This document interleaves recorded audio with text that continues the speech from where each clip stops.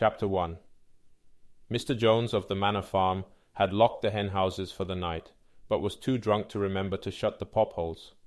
With the ring of light from his lantern dancing from side to side, he lurched across the yard, kicked off his boots at the back door, drew himself a last glass of beer from the barrel in the scullery, and made his way up to bed, where Mrs. Jones was already snoring. As soon as the light in the bedroom went out, there was a stirring and a fluttering all through the farm buildings. Word had gone round during the day that old Major, the prize middle white boar, had had a strange dream on the previous night, and wished to communicate it to the other animals. It had been agreed that they should all meet in the big barn as soon as Mr. Jones was safely out of the way. Old Major, so he was always called, though the name under which he had been exhibited was Willingdon Beauty, was so highly regarded on the farm that everyone was quite ready to lose an hour's sleep in order to hear what he had to say. At one end of the big barn, on a sort of raised platform, Major was already ensconced on his bed of straw, under a lantern which hung from a beam. He was 12 years old, and had lately grown rather stout, but he was still a majestic-looking pig, with a wise and benevolent appearance in spite of the fact that his tushes had never been cut. Before long the other animals began to arrive and make themselves comfortable after their different fashions. First came the 3 dogs, Bluebell, Jessie, and Pincher, and then the pigs, who settled down in the straw immediately in front of the platform. The hens perched themselves on the window-sills, the pigeons fluttered up to the rafters, the sheep and cows lay down behind the pigs and began to chew the cud. The 2 cart horses, Boxer and Clover, came in together, walking very slowly, and setting down their vast hairy hoofs with great care, lest there should be some small animal concealed in the straw. Clover was a stout motherly mare approaching middle life, who had never quite got her figure back after her 4th foal. Boxer was an enormous beast, nearly 18 hands high, and as strong as any 2 ordinary horses put together. A white stripe down his nose gave him a somewhat stupid appearance, and in fact he was not of first-rate intelligence, but he was universally respected for his steadiness of character and tremendous powers of work. After the horses came Muriel, the white goat, and Benjamin, the donkey. Benjamin was the oldest animal on the farm, and the worst-tempered. He seldom talked, and when he did, it was usually to make some cynical remark. For instance, he would say that God had given him a tail to keep the flies off, but that he would sooner have had no tail and no flies. Alone among the animals on the farm, he never laughed. If asked why, he would say that he saw nothing to laugh at. Nevertheless, without openly admitting it, he was devoted to Boxer. The 2 of them usually spent their Sundays together in the small paddock beyond the orchard, grazing side by side and never speaking. The 2 horses had just lain down when a brood of ducklings, which had lost their mother, filed into the barn, cheeping feebly and wandering from side to side to find some place where they would not be trodden on. Clover made a sort of wall round them with her great foreleg, and the ducklings nestled down inside it and promptly fell asleep.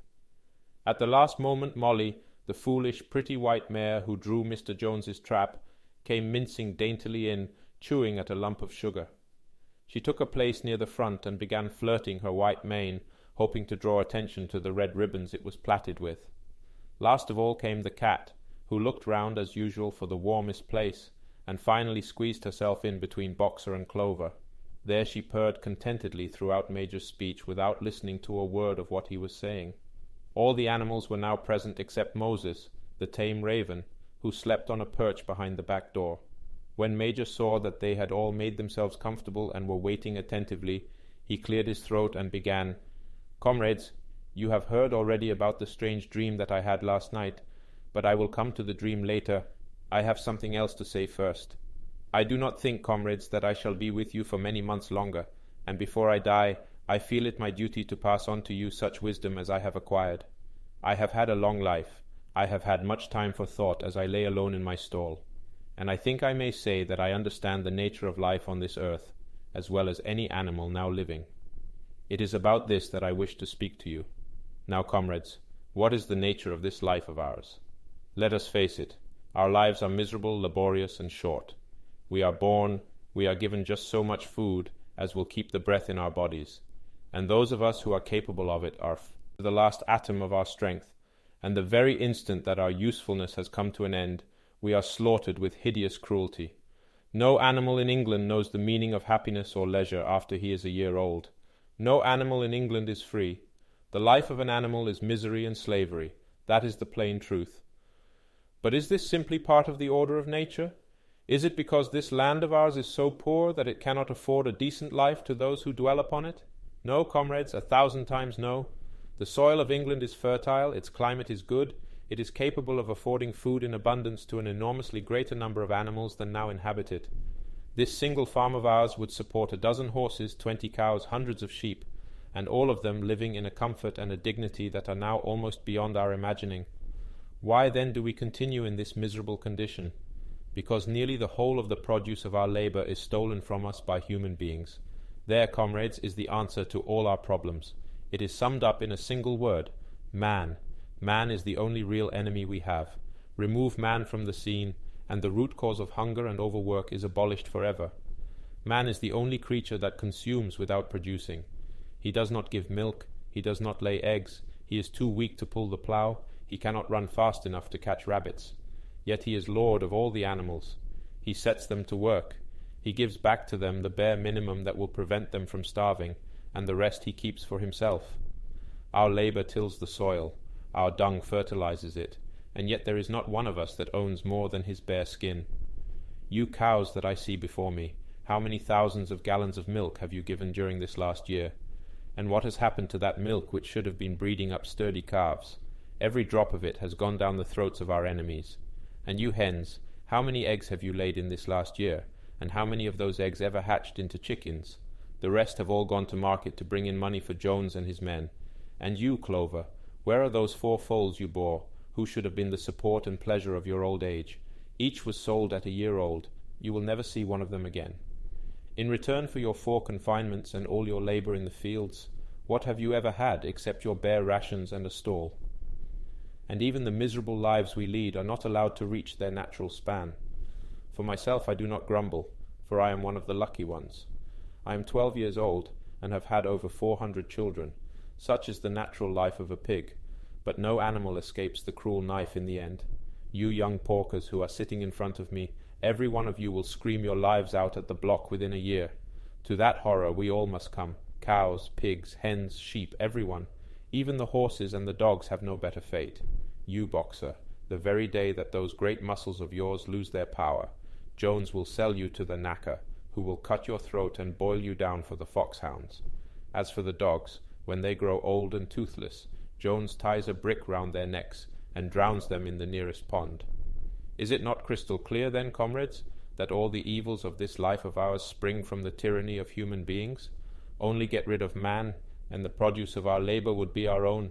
Almost overnight we could become rich and free. What then must we do? Why, work night and day, body and soul, for the overthrow of the human race. That is my message to you, comrades.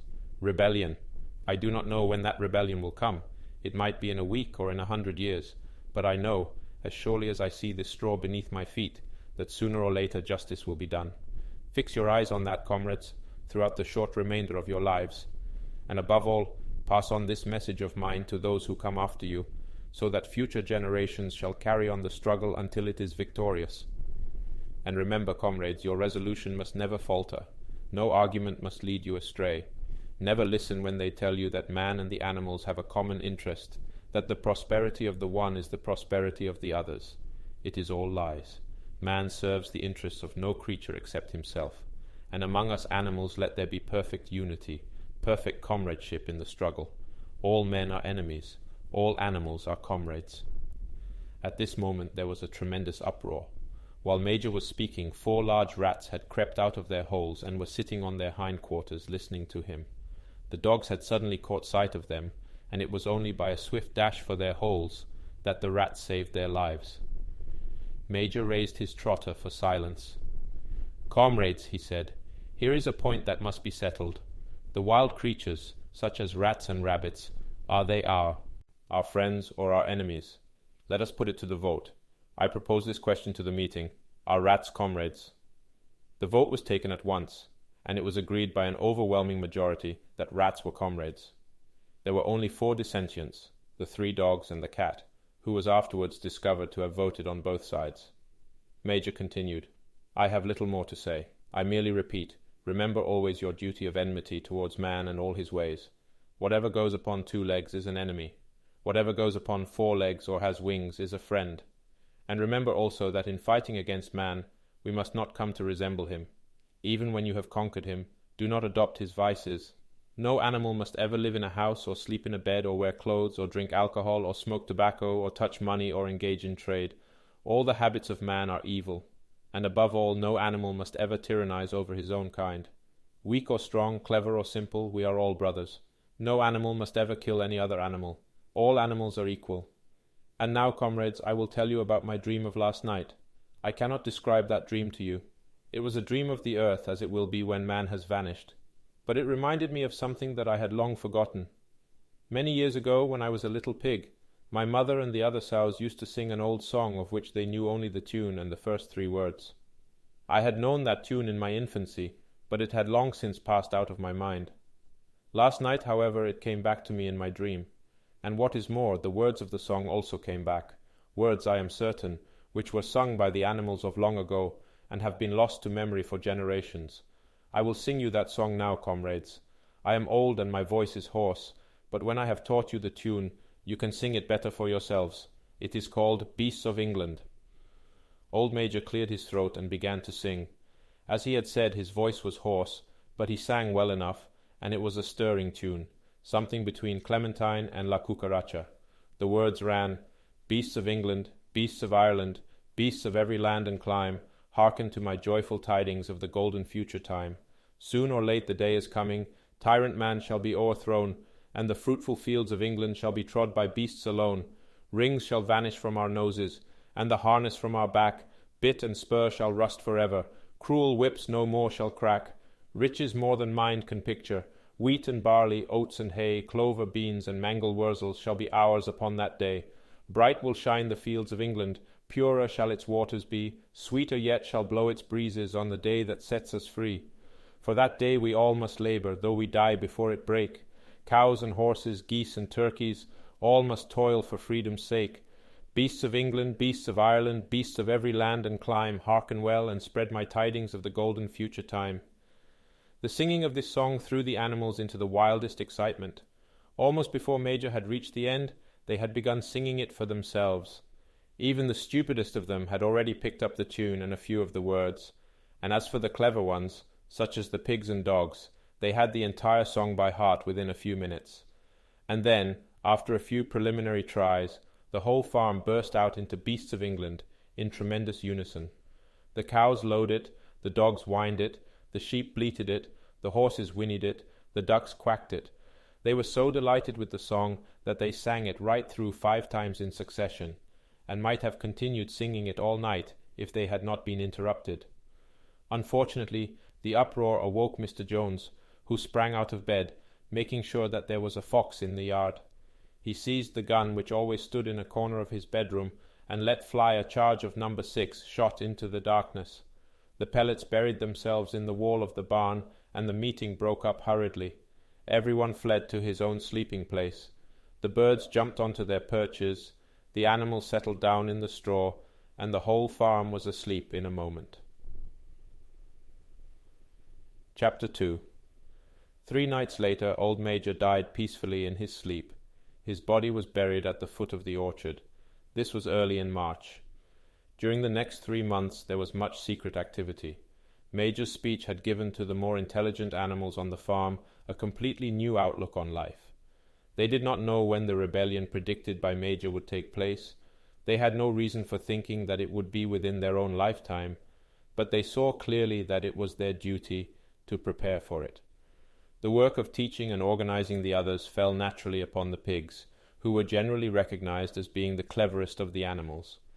Preeminent among the pigs were 2 young boars named Snowball and Napoleon, whom Mr. Jones was breeding up for sale.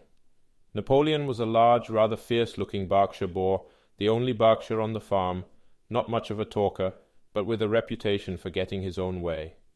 Snowball was a more vivacious pig than Napoleon, quicker in speech and more inventive, but was not considered to have the same depth of character. All the other male pigs on the farm were porkers. The best known among them was a small fat pig named Squealer, with very round cheeks, twinkling eyes, nimble movements, and a shrill voice. He was a brilliant talker, and when he was arguing some difficult point, he had a way of skipping from side to side and whisking his tail, which was somehow very persuasive. The others said of Squealer that he could turn black into white. These three had elaborated Old Major's teachings into a complete system of thought, to which they gave the name of animalism. Several nights a week, after Mr. Jones was asleep, they held secret meetings in the barn and expounded the principles of animalism to the others. At the beginning they met with much stupidity and apathy. Some of the animals talked of the duty of loyalty to Mr. Jones, whom they referred to as Master, or made elementary remarks such as, "Mr. Jones feeds us. If he were gone, we should starve to death." Others asked such questions as, "Why should we care what happens after we are dead?" Or, "If this rebellion is to happen anyway, what difference does it make whether we work for it or not?" And the pigs had great difficulty in making them see that this was contrary to the spirit of animalism. The stupidest questions of all were asked by Molly, the white mare. The very first question she asked Snowball was, "Will there still be sugar after the rebellion?" "No," said Snowball firmly. "We have no means of making sugar on this farm. Besides, you do not need sugar. You will have all the oats and hay you want." "And shall I still be allowed to wear ribbons in my mane?" asked Molly. "Comrade," said Snowball, "those ribbons that you are so devoted to are the badge of slavery. Can you not understand that liberty is worth more than ribbons?" Molly agreed, but she did not sound very convinced. The pigs had an even harder struggle to counteract the lies put about by Moses, the tame raven. Moses, who was Mr. Jones's especial pet, was a spy and a tale-bearer, but he was also a clever talker. He claimed to know of the existence of a mysterious country called Sugar Candy Mountain, to which all animals went when they died. It was situated somewhere up in the sky, a little distance beyond the clouds, Moses said. In Sugar Candy Mountain it was Sunday 7 days a week. Clover was in season all the year round, and lump sugar and linseed cake grew on the hedges. The animals hated Moses because he told tales and did no work, but some of them believed in Sugar Candy Mountain, and the pigs had to argue very hard to persuade them that there was no such place. Their most faithful disciples were the 2 cart horses, Boxer and Clover. These two had great difficulty in thinking anything out for themselves, but having once accepted the pigs as their teachers, they absorbed everything that they were told, and passed it on to the other animals by simple arguments. They were unfailing in their attendance at the secret meetings in the barn, and led the singing of Beasts of England, with which the meetings always ended. Now, as it turned out, the rebellion was achieved much earlier and more easily than anyone had expected. In past years Mr. Jones, although a hard master, had been a capable farmer, but of late he had fallen on evil days. He had become much disheartened after losing money in a lawsuit, and had taken to drinking more than was good for him. For whole days at a time he would lounge in his Windsor chair in the kitchen, reading the newspapers, drinking, and occasionally feeding Moses on crusts of bread soaked in beer. His men were idle and dishonest, the fields were full of weeds, the buildings wanted roofing, the hedges were neglected, and the animals were underfed. June came, and the hay was almost ready for cutting. On Midsummer's Eve, which was a Saturday, Mr. Jones went into Willingdon, and got so drunk at the Red Lion that he did not come back till midday on Sunday. The men had milked the cows in the early morning, and then had gone out rabbiting, without bothering to feed the animals. When Mr. Jones got back, he immediately went to sleep on the drawing-room sofa, with the news of the world over his face, so that when evening came, the animals were still unfed. At last they could stand it no longer. One of the cows broke in the door of the store shed with her horn, and all the animals began to help themselves from the bins. It was just then that Mr. Jones woke up.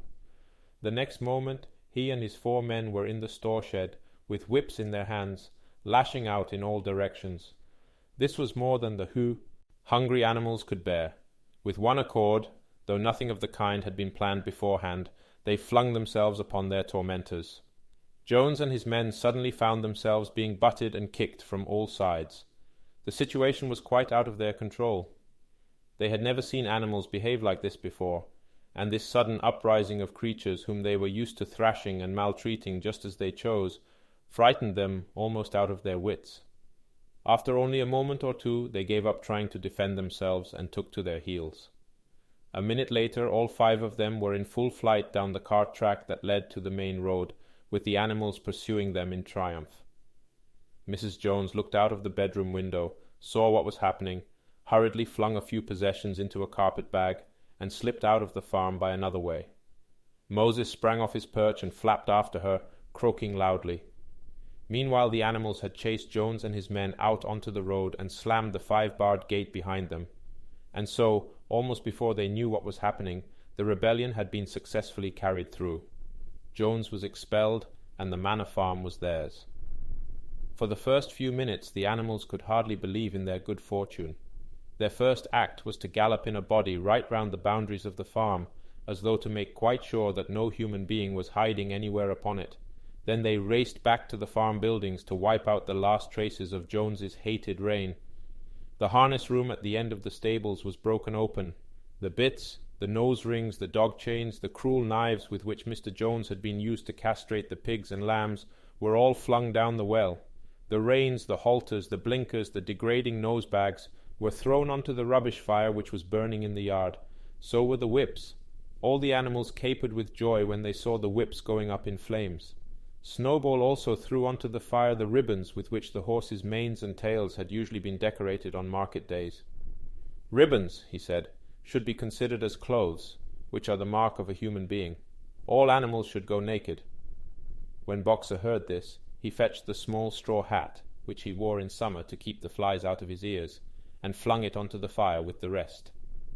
In a very little while the animals had destroyed everything that reminded them of Mr. Jones. Napoleon then led them back to the store shed, and served out a double ration of corn to everybody, with 2 biscuits for each dog. Then they sang Beasts of England from end to end 7 times running, and after that they settled down for the night, and slept as they had never slept before. But they woke at dawn as usual, and suddenly remembering the glorious thing that had happened, they all raced out into the pasture together. A little way down the pasture there was a knoll that commanded a view of most of the farm. The animals rushed to the top of it and gazed round them in the clear morning light. Yes, it was theirs. Everything that they could see was theirs. In the ecstasy of that thought they gambolled round and round. They hurled themselves into the air in great leaps of excitement. They rolled in the dew. They cropped mouthfuls of the sweet summer grass. They kicked up clods of the black earth and snuffed its rich scent. Then they made a tour of inspection of the whole farm, and surveyed with speechless admiration the ploughland, the hayfield, the orchard, the pool, the spinney. It was as though they had never seen these things before, and even now they could hardly believe that it was all their own. Then they filed back to the farm buildings and halted in silence outside the door of the farmhouse. That was theirs too, but they were frightened to go inside. After a moment, however, Snowball and Napoleon butted the door open with their shoulders, and the animals entered in single file, walking with the utmost care for fear of disturbing anything. They tiptoed from room to room, afraid to speak above a whisper, and gazing with a kind of awe at the unbelievable luxury, at the beds with their feather mattresses, the looking-glasses, the horsehair sofa, the Brussels carpet, the lithograph of Queen Victoria over the drawing-room mantelpiece. They were just coming down the stairs when Molly was discovered to be missing. Going back, the others found that she had remained behind in the best bedroom. She had taken a piece of blue ribbon from Mrs. Jones's dressing-table, and was holding it against her shoulder and admiring herself in the glass in a very foolish manner. The others reproached her sharply, and they went outside. Some hams hanging in the kitchen were taken out for burial, and the barrel of beer in the scullery was stove in with a kick from Boxer's hoof. Otherwise nothing in the house was touched. A unanimous resolution was passed on the spot that the farmhouse should be preserved as a museum. All were agreed that no animal must ever live there. The animals had their breakfast, and then Snowball and Napoleon called them together again. "Comrades," said Snowball, "it is 6:30, and we have a long day before us. Today we begin the hay harvest, but there is another matter that must be attended to first." The pigs now revealed that during the past 3 months they had taught themselves to read and write from an old spelling book which had belonged to Mr. Jones's children, and which had been thrown on the rubbish heap. Napoleon sent for pots of black and white paint, and led the way down to the 5-barred gate that gave on to the main road. Then Snowball, for it was Snowball who was best at writing, took a brush between the 2 knuckles of his trotter, painted out Manor Farm from the top bar of the gate, and in its place painted Animal Farm, This was to be the name of the farm from now onwards. After this they went back to the farm buildings, where Snowball and Napoleon sent for a ladder which they caused to be set against the end wall of the big barn. They explained that by their studies of the past 3 months, the pigs had succeeded in reducing the principles of animalism to 7 commandments. These 7 commandments would now be inscribed on the wall. They would form an unalterable law by which all the animals on Animal Farm must live forever after. With some difficulty, for it is not easy for a pig to balance himself on a ladder, Snowball climbed up and set to work, with Squealer a few rungs below him holding the paint pot. The commandments were written on the tarred wall in great white letters that could be read 30 yards away. They ran thus: the 7 commandments. 1. Whatever goes upon 2 legs is an enemy. 2. Whatever goes upon 4 legs or has wings is a friend. 3. No animal shall wear clothes. 4. No animal shall sleep in a bed. 5. No animal shall drink alcohol. 6. No animal shall kill any other animal. 7. All animals are equal. It was very neatly written, and except that friend was written friend, and one of the S's was the wrong way round. The spelling was correct all the way through. Snowball read it aloud for the benefit of the others. All the animals nodded in complete agreement, and the cleverer ones at once began to learn the commandments by heart. "Now, comrades," cried Snowball, throwing down the paintbrush, "to the hayfield. Let us make it a point of honor to get in the harvest more quickly than Jones and his men could do." But at this moment the 3 cows, who had seemed uneasy for some time past, set up a loud lowing. They had not been milked for 24 hours, and their udders were almost bursting. After a little thought, the pigs sent for buckets and milked the cows fairly successfully, their trotters being well adapted to this task. Soon there were 5 buckets of frothing creamy milk, at which many of the animals looked with considerable interest. "What is going to happen to all that milk?" said someone. "Jones used sometimes to mix some of it in our mash," said one of the hens. "Never mind the milk, comrades," cried Napoleon, placing himself in front of the buckets. "That will be attended to. The harvest is more important. Comrade Snowball will lead the way. I shall follow in a few minutes. Forward, comrades. The hay is waiting." So the animals trooped down to the hayfield to begin the harvest, and when they came back in the evening, it was noticed that the milk had disappeared. Chapter 3. How they toiled and sweated to get the hay in, but their efforts were rewarded, for the harvest was an even bigger success than they had hoped. Sometimes the work was hard. The implements had been designed for human beings and not for animals, and it was a great drawback that no animal was able to use any tool that involved standing on his hind legs. But the pigs were so clever that they could think of a way round every difficulty. As for the horses, they knew every inch of the field, and in fact understood the business of mowing and raking far better than Jones and his men had ever done. The pigs did not actually work, but directed and supervised the others. With their superior knowledge, it was natural that they should assume the leadership. Boxer and Clover would harness themselves to the cutter or the horse rake — no bits or reins were needed in these days, of course — and tramp steadily round and round the field, with a pig walking behind and calling out, "Gee up, comrade," or "Woe back, comrade," as the case might be. And every animal down to the humblest worked at turning the hay and gathering it. Even the ducks and hens toiled to and fro all day in the sun, carrying tiny wisps of hay in their beaks. In the end, they finished the harvest in 2 days less time than it had usually taken Jones and his men. Moreover, it was the biggest harvest that the farm had ever seen. There was no wastage whatever.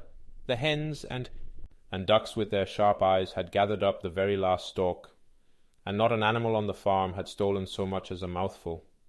All through that summer the work of the farm went like clockwork. The animals were happy as they had never conceived it possible to be. Every mouthful of food was an acute positive pleasure, now that it was truly their own food, produced by themselves and for themselves, not doled out to them by a grudging master. With the worthless parasitical human beings gone, there was more for everyone to eat. There was more leisure too, inexperienced though the animals were. They met with many difficulties. For instance, later in the year, when they harvested the corn, they had to tread it out in the ancient style and blow away the chaff with their breath, since the farm possessed no threshing machine. But the pigs with their cleverness, and Boxer with his tremendous muscles, always pulled them through. Boxer was the admiration of everybody. He had been a hard worker even in Jones's time, but now he seemed more like 3 horses than 1.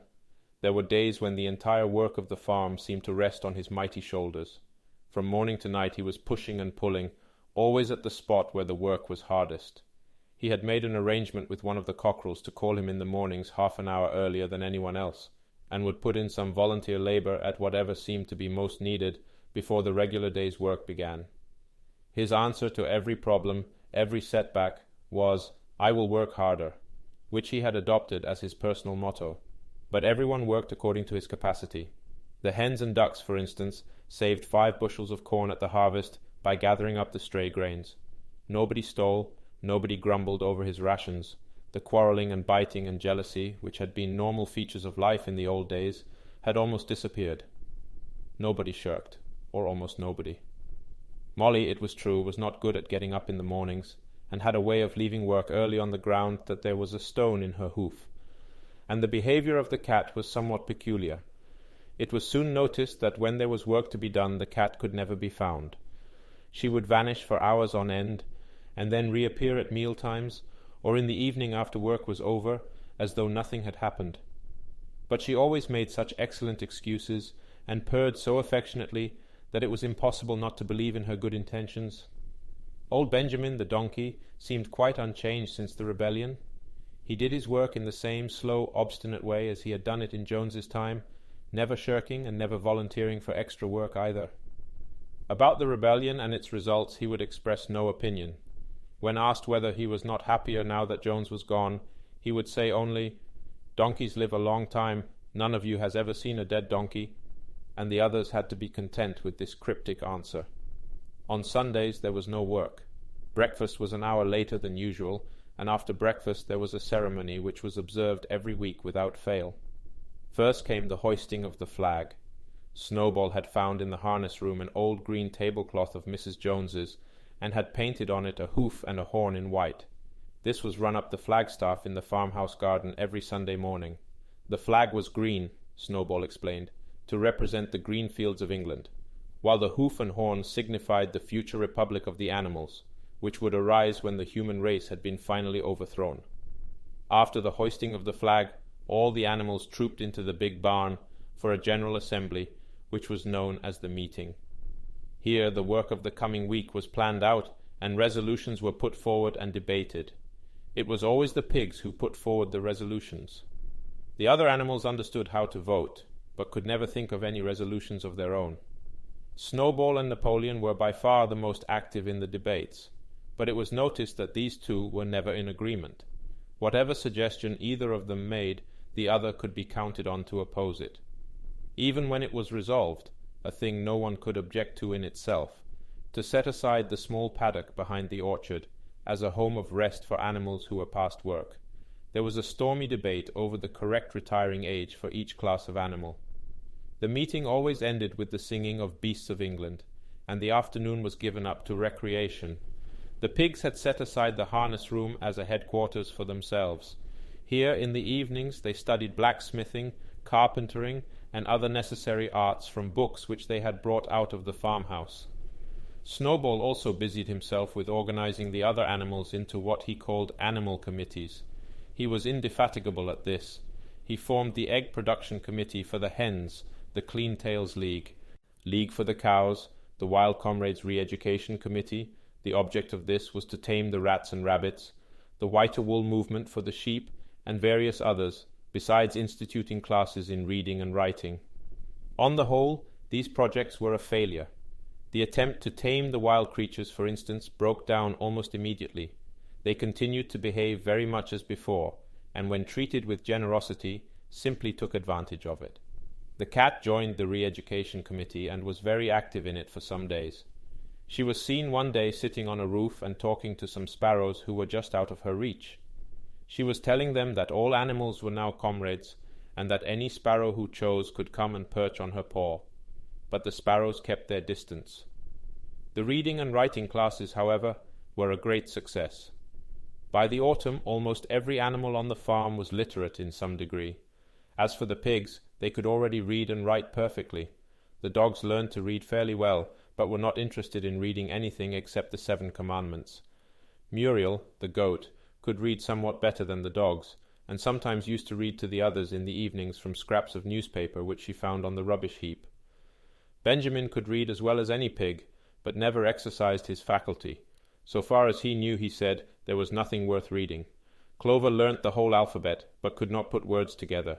Boxer could not get beyond the letter D. He would trace out A, B, C, D in the dust with his great hoof, and then would stand staring at the letters with his ears back, sometimes shaking his forelock, trying with all his might to remember what came next, and never succeeding.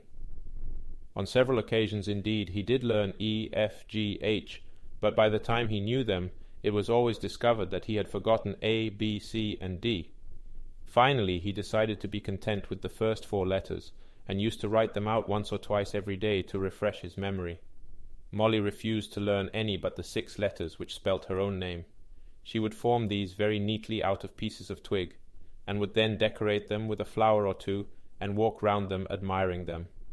None of the other animals on the farm could get further than the letter A. It was also found that the stupider animals, such as the sheep, hens, and ducks, were unable to learn the 7 commandments by heart. After much thought, Snowball declared that the 7 commandments could in effect be reduced to a single maxim, namely, 4 legs good, 2 legs bad. This, he said, contained the essential principle of animalism. Whoever had thoroughly grasped it would be safe from human influences. The birds at first objected, since it seemed to them that they also had 2 legs, but Snowball proved to them that this was not so. A bird's wing, comrades, he said, is an organ of propulsion and not of manipulation. It should therefore be regarded as a leg. The distinguishing mark of man is the hand, the instrument with which he does all his mischief. The birds did not understand Snowball's long words, but they accepted his explanation, and all the humbler animals set to work to learn the new maxim by heart. 4 legs good, 2 legs bad, was inscribed on the end wall of the barn, above the 7 commandments, and in bigger letters. When they had once got it by heart, the sheep developed a great liking for this maxim, and often as they lay in the field, they would all start bleating, 4 legs good, 2 legs bad, 4 legs good, 2 legs bad, and keep it up for hours on end, never growing tired of it. Napoleon took no interest in Snowball's committees. He said that the education of the young was more important than anything that could be done for those who were already grown up. It happened that Jessie and Bluebell had both whelped soon after the hay harvest, giving birth between them to 9 sturdy puppies. As soon as they were weaned, Napoleon took them away from their mothers, saying that he would make himself responsible for their education. He took them up into a loft, which could only be reached by a ladder from the harness room, and there kept them in such seclusion that the rest of the farm soon forgot their existence. The mystery of where the milk went to was soon cleared up. It was mixed every day into the pig's mash. The early apples were now ripening, and the grass of the orchard was littered with windfalls. The animals had assumed as a matter of course that these would be shared out equally. One day, however, the order went forth that all the windfalls were to be collected and brought to the harness room for the use of the pigs. At this, some of the other animals murmured, but it was no use. All the pigs were in full agreement on this point, even Snowball and Napoleon. Squealer was sent to make the necessary explanations to the others. "Comrades," he cried, "you do not imagine, I hope, that we pigs are doing this in a spirit of selfishness and privilege. Many of us actually dislike milk and apples. I dislike them myself. Our sole object in taking these things is to preserve our health. Milk and apples, this has been proved by science, comrades, contain substances absolutely necessary to the well-being of a pig. We pigs are brain workers. The whole management and organization of this farm depend on us. Day and night we are watching over your welfare. It is for your sake that we drink that milk and eat those apples. Do you know what would happen if we pigs failed in our duty? Jones would come back. Yes, Jones would come back. Surely, comrades," cried Squealer, almost pleadingly, skipping from side to side and whisking his tail, "surely there is no one among you who wants to see Jones come back." Now, if there was one thing that the animals were completely certain of, it was that they did not want Jones back. When it was put to them in this light, they had no more to say. The importance of keeping the pigs in good health was all too obvious. So it was agreed without further argument that the milk and the windfall apples, and also the main crop of apples when they ripened, should be reserved for the pigs alone. Chapter 4. By the late summer, the news of what had happened on Animal Farm had spread across half the county. Every day Snowball and Napoleon sent out flights of pigeons, whose instructions were to mingle with the animals on neighbouring farms, tell them the story of the rebellion, and teach them the tune of Beasts of England. Most of this time Mr. Jones had spent sitting in the tap-room of the Red Lion at Willingdon, complaining to anyone who would listen of the monstrous injustice he had suffered in being turned out of his property by a pack of good-for-nothing animals. The other farmers sympathized in principle, but they did not at first give him much help. At heart, each of them was secretly wondering whether he could not somehow turn Jones's misfortune to his own advantage.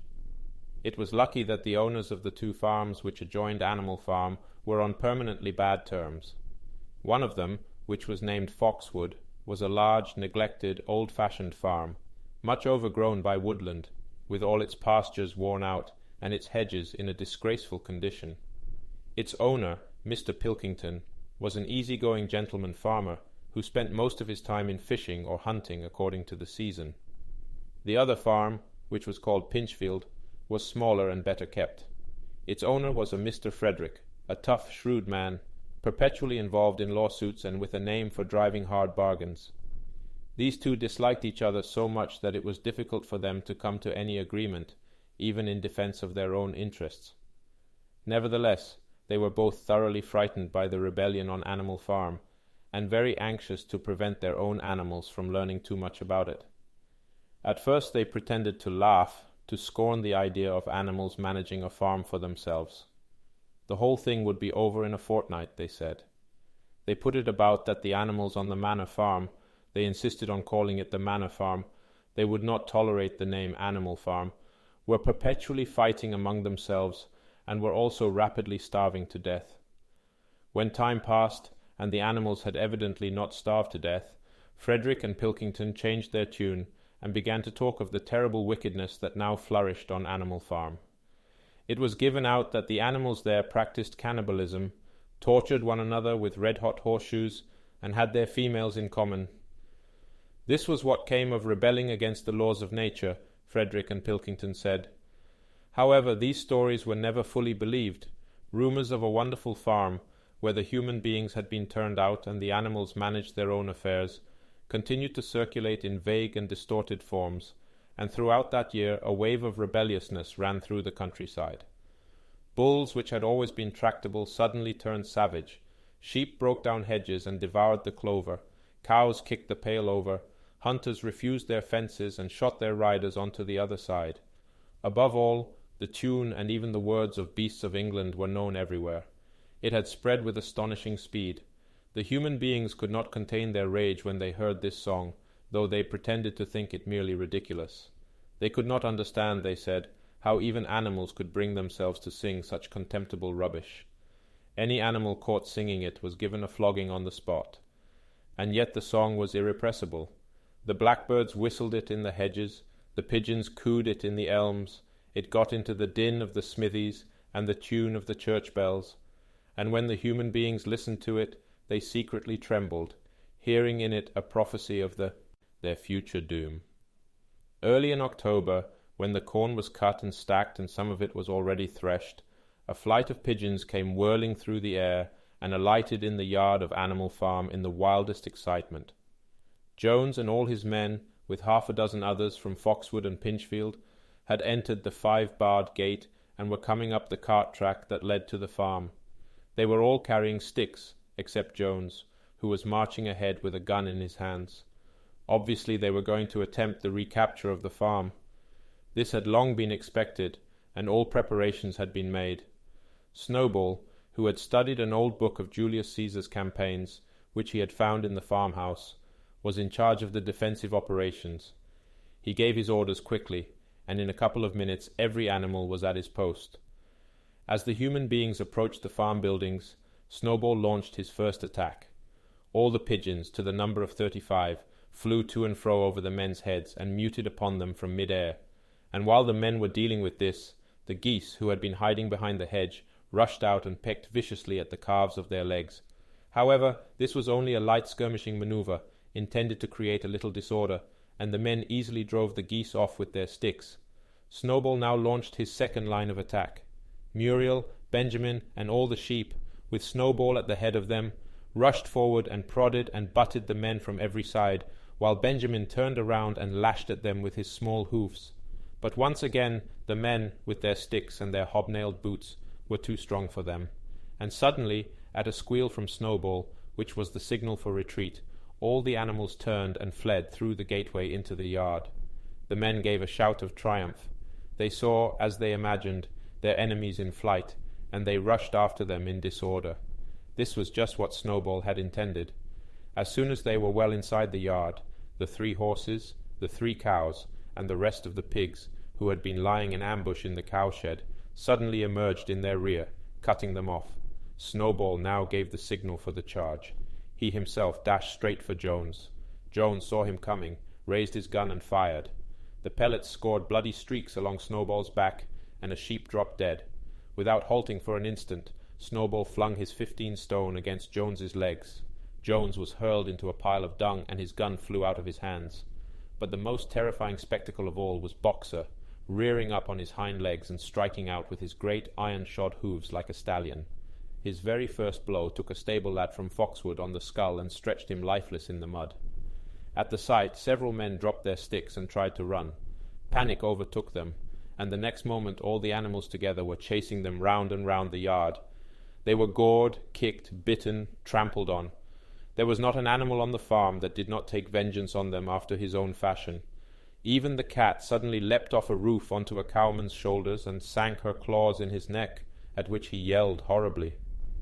At a moment when the opening was clear, the men were glad enough to rush out of the yard and make a bolt for the main road, and so within 5 minutes of their invasion they were in ignominious retreat by the same way as they had come, with a flock of geese hissing after them and pecking at their calves all the way. All the men were gone except one.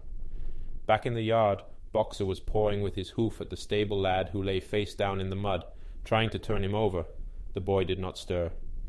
"He is dead," said Boxer sorrowfully. "I had no intention of doing that. I forgot that I was wearing iron shoes. Who will believe that I did not do this on purpose?" "No sentimentality, comrade," cried Snowball, from whose wounds the blood was still dripping. "War is war. The only good human being is a dead one." "I have no wish to take life, not even human life," repeated Boxer, and his eyes were full of tears. "Where is Molly?" exclaimed somebody. Molly, in fact, was missing. For a moment there was great alarm. It was feared that the men might have harmed her in some way, or even carried her off with them. In the end, however, she was found hiding in her stall with her head buried among the hay in the manger. She had taken to flight as soon as the gun went off, and when the others came back from looking for her, it was to find that the stable lad, who in fact was only stunned, had already recovered and made off. The animals had now reassembled in the wildest excitement, each recounting his own exploits in the battle at the top of his voice. An impromptu celebration of the victory was held immediately. The flag was run up, and Beasts of England was sung a number of times. Then the sheep who had been killed. Killed was given a solemn funeral, a hawthorn bush being planted on her grave. At the graveside Snowball made a little speech, emphasizing the need for all animals to be ready to die for Animal Farm if need be. The animals decided unanimously to create a military decoration, Animal Hero First Class, which was conferred there and then on Snowball and Boxer. It consisted of a brass medal — they were really some old horse brasses which had been found in the harness room — to be worn on Sundays and holidays. There was also Animal Hero Second Class, which was conferred posthumously on the dead sheep. There was much discussion as to what the battle should be called. In the end it was named the Battle of the Cowshed, since that was where the ambush had been sprung. Mr. Jones's gun had been found lying in the mud, and it was known that there was a supply of cartridges in the farmhouse. It was decided to set the gun up at the foot of the flagstaff, like a piece of artillery, and to fire it twice a year, once on October the 12th, the anniversary of the Battle of the Cowshed, and once on Midsummer Day, the anniversary of the rebellion. Chapter 5. As winter drew on, Molly became more and more troublesome. She was late for work every morning and excused herself by saying that she had overslept, and she complained of mysterious pains, although her appetite was excellent.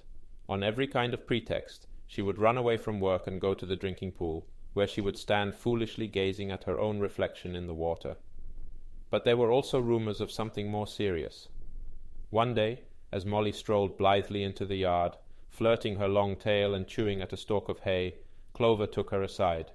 "Molly," she said, "I have something very serious to say to you. This morning I saw you looking over the hedge that divides Animal Farm from Foxwood. One of Mr. Pilkington's men was standing on the other side of the hedge, and I was a long way away, but I am almost certain I saw this. He was talking to you, and you were allowing him to stroke your nose. What does that mean, Molly?" "He didn't. I wasn't. It isn't true," cried Molly, beginning to prance about and paw the ground. "Molly, look me in the face. Do you give me your word of honor that that man was not stroking your nose?" "It isn't true," repeated Molly, but she could not look Clover in the face, and the next moment she took to her heels and galloped away into the field. A thought struck Clover. Without saying anything to the others, she went to Molly's stall and turned over the straw with her hoof. Hidden under the straw was a little pile of lump sugar and several bunches of ribbon of different colors. 3 days later, Molly disappeared. For some weeks nothing was known of her whereabouts. Then the pigeons reported that they had seen her on the other side of Willingdon. She was between the shafts of a smart dog-cart painted red and black, which was standing outside a public house. A fat, red-faced man in check breeches and gaiters, who looked like a publican, was stroking her nose and feeding her with sugar. Her coat was newly clipped, and she wore a scarlet ribbon round her forelock. She appeared to be enjoying herself, so the pigeons said. None of the animals ever mentioned Molly again. In January there came bitterly hard weather. The earth was like iron, and nothing could be done in the fields.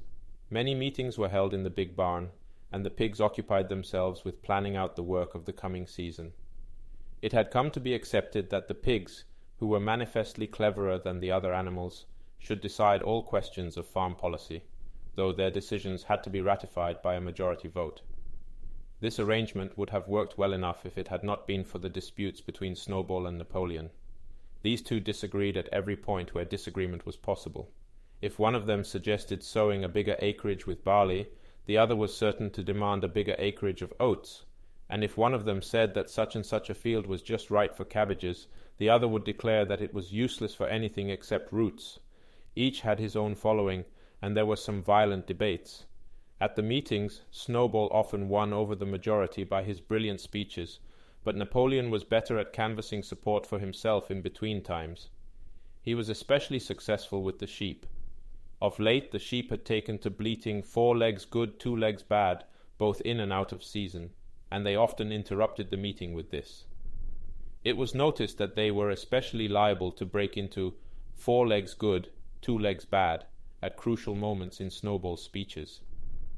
Snowball had made a close study of some back numbers of the Farmer and Stock Breeder, which he had found in the farmhouse, and was full of plans for innovations and improvements. He talked learnedly about field drains, silage, and basic slag, and had worked out a complicated scheme for all the animals to drop their dung directly in the fields, at a different spot every day, to save the labor of cartage. Napoleon produced no schemes of his own, but said quietly that Snowball's would come to nothing, and seemed to be biding his time. But of all their controversies, none was so bitter as the one that took place over the windmill. In the long pasture, not far from the farm buildings, there was a small knoll, which was the highest point on the farm. After surveying the ground, Snowball declared that this was just the place for a windmill, which could be made to operate a dynamo and supply the farm with electrical power. This would light the stalls and warm them in winter, and would also run a circular saw, a chaff cutter, a mangle slicer, and an electric milking machine. The animals had never heard of anything of this kind before, for the farm was an old-fashioned one and had only the most primitive machinery, and they listened in astonishment while Snowball conjured up pictures of fantastic machines which would do their work for them while they grazed at their ease in the fields or improved their minds with reading and conversation. Within a few weeks Snowball's plans for the windmill were fully worked out. The mechanical details came mostly from 3 books which had belonged to Mr. Jones. 1,000 useful things to do about the house, every man his own bricklayer, and electricity for beginners. Snowball used as his study a shed which had once been used for incubators and had a smooth wooden floor, suitable for drawing on. He was closeted there for hours at a time, with his books held open by a stone, and with a piece of chalk gripped between the knuckles of his trotter. He would move rapidly to and fro, drawing in line after line and uttering little whimpers of excitement. Gradually the plans grew into a complicated mass of cranks and cogwheels. covering more than half the floor, which the other animals found completely unintelligible but very impressive. All of them came to look at Snowball's drawings at least once a day. Even the hens and ducks came, and were at pains not to tread on the chalk marks. Only Napoleon held aloof. He had declared himself against the windmill from the start. One day, however, he arrived unexpectedly to examine the plans. He walked heavily round the shed, looked closely at every detail of the plans, and snuffed at them once or twice, then stood for a little while contemplating them out of the corner of his eye. Then suddenly he lifted his leg, urinated over the plans, and walked out without uttering a word. The whole farm was deeply divided on the subject of the windmill. Snowball did not deny that to build it would be a difficult business. Stone would have to be carried and built up into walls, then the sails would have to be made, and after that there would be need for dynamos and cables. How these were to be procured, Snowball did not say, but he maintained that it could all be done in a year, and thereafter, he declared, so much labor would be saved that the animals would only need to work 3 days a week. Napoleon, on the other hand, argued that the great need of the moment was to increase food production, and that if they wasted time on the windmill, they would all starve to death. The animals formed themselves into 2 factions under the slogan, "Vote for Snowball and the 3-day week," and "Vote for Napoleon and the full manger." Benjamin was the only animal who did not side with either faction. He refused to believe either that food would become more plentiful or that the windmill would save work. Windmill or no windmill, he said, life would go on as it had always gone on, that is, badly. Apart from the disputes over the windmill, there was the question of the defense of the farm. It was fully realized that though the human beings had been defeated in the battle of the cowshed, they might make another and more determined attempt to recapture the farm and reinstate Mr. Jones. They had all the more reason for doing so, because the news of their defeat had spread across the countryside and made the animals on the neighboring farms more restive than ever. As usual, Snowball and Napoleon were in disagreement. According to Napoleon, what the animals must do was to procure firearms and train themselves in the use of them. According to Snowball, they must send out more and more pigeons and stir up rebellion among the animals on the other farms. The one argued that if they could not defend themselves, they were bound to be conquered. The other argued that if rebellions happened everywhere, they would have no need to defend themselves. The animals listened first to Napoleon, then to Snowball, and could not make up their minds which was right. Indeed, they always found themselves in agreement with the one who was speaking at the moment. At last the day came when Snowball's plans were completed. At the meeting. On the following Sunday, the question of whether or not to begin work on the windmill was to be put to the vote. When the animals had assembled in the big barn, Snowball stood up, and though occasionally interrupted by bleating from the sheep, set forth his reasons for advocating the building of the windmill. Then Napoleon stood up to reply. He said very quietly that the windmill was nonsense, and that he advised nobody to vote for it, and promptly sat down again. He had spoken for barely 30 seconds, and seemed almost indifferent as to the effect he produced. At this Snowball sprang to his feet, and shouting down the sheep, who had begun bleating again, broke into a passionate appeal in favour of the windmill.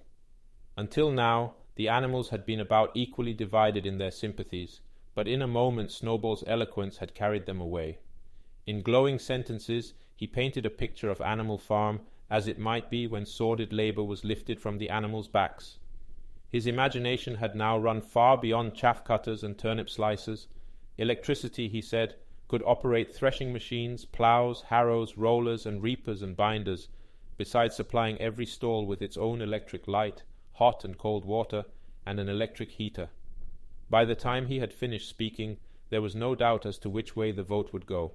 But just at this moment Napoleon stood up, and casting a peculiar sidelong look at Snowball, uttered a high-pitched whimper of a kind no one had ever heard him utter before. At this there was a terrible baying sound outside, and 9 enormous dogs wearing brass-studded collars came bounding into the barn. They dashed straight for Snowball, who only sprang from his place just in time to escape their snapping jaws. In a moment he was out of the door, and they were after him. Too amazed and frightened to speak, all the animals crowded through the door to watch the chase. Snowball was racing across the long pasture that led to the road. He was running as only a pig can run, but the dogs were close on his heels. Suddenly he slipped, and it seemed certain that they had him. Then he was up again. running faster than ever. Then the dogs were gaining on him again. One of them all but closed his jaws on Snowball's tail, but Snowball whisked it free just in time. Then he put on an extra spurt, and with a few inches to spare, slipped through a hole in the hedge and was seen no more. Silent and terrified, the animals crept back into the barn. In a moment the dogs came bounding back. At first no one had been able to imagine where these creatures came from, but the problem was soon solved. They were the puppies whom Napoleon had taken away from their mothers and reared privately. Though not yet full grown, they were huge dogs and as fierce-looking as wolves. They kept close to Napoleon. It was noticed that they wagged their tails to him in the same way as the other dogs had been used to do to Mr. Jones. Napoleon, with the dogs following him, now mounted onto the raised portion of the floor where Major had previously stood to deliver his speech. He announced that from now on the Sunday morning meetings would come to an end. They were unnecessary, he said, and wasted time. In future, all questions relating to the working of the farm would be settled by a special committee of pigs, presided over by himself. These would meet in private and afterwards communicate their decisions to the others. The animals would still assemble on Sunday mornings to salute the flag, sing Beasts of England, and receive their orders for the week, but there would be no more debates. In spite of the shock that Snowball's expulsion had given them, the animals were dismayed by this announcement. Several of them would have protested if they could have found the right arguments. Even Boxer was vaguely troubled. He set his ears back, shook his forelock several times, and tried hard to marshal his thoughts, but in the end he could not think of anything to say. Some of the pigs themselves, however, were more articulate. 4 young porkers in the front row uttered shrill squeals of disapproval, and all 4 of them sprang to their feet and began speaking at once. But suddenly the dogs sitting round Napoleon let out deep, menacing growls, and the pigs fell silent and sat down again. Then the sheep broke out into a tremendous bleating of 4 legs good, 2 legs bad, which went on for nearly a quarter of an hour, and put an end to any chance of discussion. Afterwards Squealer was sent round the farm to explain the new arrangement to the others. "Comrades," he said, "I trust that every animal here appreciates the sacrifice that Comrade Napoleon has made in taking this extra labor upon himself. Do not imagine, comrades, that leadership is a pleasure. On the contrary, it is a deep and heavy responsibility. No one believes more firmly than Comrade Napoleon that all animals are equal. He would be only too happy to let you make your decisions for yourselves. But sometimes you might make the wrong decisions, comrades, and then where should we be? Suppose you had decided to follow Snowball with his moonshine of windmills, Snowball, who, as we now know, was no better than a criminal. He fought bravely at the Battle of the Cowshed, said somebody. Bravery is not enough, said Squealer. Loyalty and obedience are more important. And as to the Battle of the Cowshed, I believe the time will come when we shall find that Snowball's part in it was much exaggerated. Discipline, comrades, iron discipline, that is the watchword for today. One false step, and our enemies would be upon us. Surely, comrades, you do not want Jones back? Once again this argument was unanswerable. Certainly the animals did not want Jones back. If the holding of debates on Sunday mornings was liable to bring him back, then the debates must stop. Boxer, who had now had time to think things over, voiced the general feeling by saying, "If Comrade Napoleon says it, it must be right." And from then on he adopted the maxim, "Napoleon is always right," in addition to his private motto of, "I will work harder." By this time the weather had broken and the spring ploughing had begun. The shed where Snowball had drawn his plans of the windmill had been shut up, and it was assumed that the plans had been rubbed off the floor. Every Sunday morning at 10 o'clock the animals assembled in the big barn to receive their orders for the week. The skull of old Major, now clean of flesh, had been disinterred from the orchard and set up on a stump at the foot of the flagstaff beside the gun. After the hoisting of the flag, the animals were required to file past the skull in a reverent manner before entering the barn. Nowadays they did not sit all together as they had done in the past. Napoleon, with Squealer and another pig named Minimus, who had a remarkable gift for composing songs and poems, sat on the front of the raised platform, with the 9 young dogs forming a semicircle round them, and the other pigs sitting behind. The rest of the animals sat facing them in the main body of the barn. Napoleon read out the orders for the week in a gruff, soldierly style, and after a single singing of Beasts of England, all the animals dispersed. On the 3rd Sunday after Snowball's expulsion, The animals were somewhat surprised to hear Napoleon announce that the windmill was to be built after all. He did not give any reason for having changed his mind, but merely warned the animals that this extra task would mean very hard work. It might even be necessary to reduce their rations. The plans, however, had all been prepared, down to the last detail. A special committee of pigs had been at work upon them for the past 3 weeks. The building of the windmill, with various other improvements, was expected to take 2 years. That evening Squealer explained privately to the other animals that Napoleon had never in reality been opposed to the windmill. On the contrary, it was he who had advocated it in the beginning, and the plan which Snowball had drawn on the floor of the incubator shed had actually been stolen from among Napoleon's papers. The windmill was, in fact, Napoleon's own creation. Why then, asked somebody, had he spoken so strongly against it? Here Squealer looked very sly. That, he said, was Comrade Napoleon's cunning. He had seemed to oppose the windmill, simply as a manoeuvre to get rid of Snowball, who was a dangerous character and a bad influence. Now that Snowball was out of the way, the plan could go forward without his interference. This, said Squealer, was something called tactics. He repeated a number of times, "Tactics, comrades, tactics," skipping round and whisking his tail with a merry laugh. The animals were not certain what the word meant, but Squealer spoke so persuasively, and the 3 dogs who happened to be with him growled so threateningly, that they accepted his explanation without further questions. Chapter the 6th. All that year the animals worked like slaves, but they were happy in their work. They grudged no effort or sacrifice, well aware that everything that they did was for the benefit of themselves and those of their kind who would come after them, and not for a pack of idle, thieving human beings. Throughout the spring and summer they worked a 60-hour week, and in August Napoleon announced that there would be work on Sunday afternoons as well. This work was strictly voluntary, but any animal who absented himself from it would have his rations reduced by half. Even so, it was found necessary to leave certain tasks undone. The harvest was a little less successful than in the previous year, and 2 fields which should have been sown with roots in the early summer were not sown because the ploughing had not been completed early enough. It was possible to foresee that the coming winter would be a hard one. The windmill presented unexpected difficulties. There was a good quarry of limestone on the farm, and plenty of sand and cement had been found in one of the outhouses, so that all the materials for building were at hand. But the problem the animals could not at first solve was how to break up the stone into pieces of suitable size. There seemed no way of doing this except with picks and crowbars, which no animal could use, because no animal could stand on his hind legs. Only after weeks of vain effort did the right idea occur to somebody, namely, to utilize the force of gravity. Huge boulders, far too big to be used as they were lying all over the bed of the quarry. The animals lashed ropes round these, and then all together, cows, horses, sheep, any animal that could lay hold of the rope, even the pigs sometimes joined in at critical moments. They dragged them with desperate slowness up the slope to the top of the quarry, where they were toppled over the edge, to shatter to pieces below. Transporting the stone when it was once broken was comparatively simple. The horses carried it off in cartloads, the sheep dragged single blocks.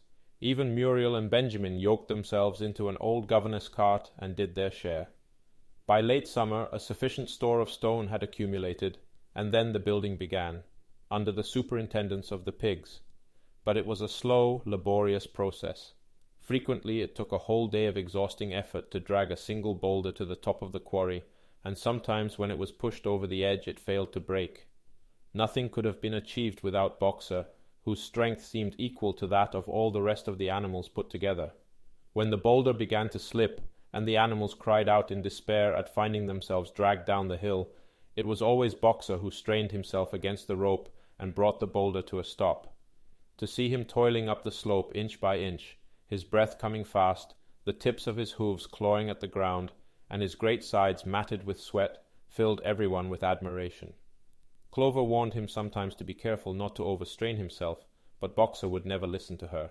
His 2 slogans, "I will work harder," and "Napoleon is always right," seemed to him a sufficient answer to all problems. He had made arrangements with the cockerel to call him 3/4 of an hour earlier in the mornings instead of half an hour, and in his spare moments, of which there were not many nowadays, he would go alone to the quarry, collect a load of broken stone, and drag it down to the site of the windmill, unassisted. The animals were not badly off throughout that summer, in spite of the hardness of their work. If they had no more food than they had had in Jones's day, at least they did not have less. The advantage of only having to feed themselves, and not having to support 5 extravagant human beings as well, was so great that it would have taken a lot of failures to outweigh it.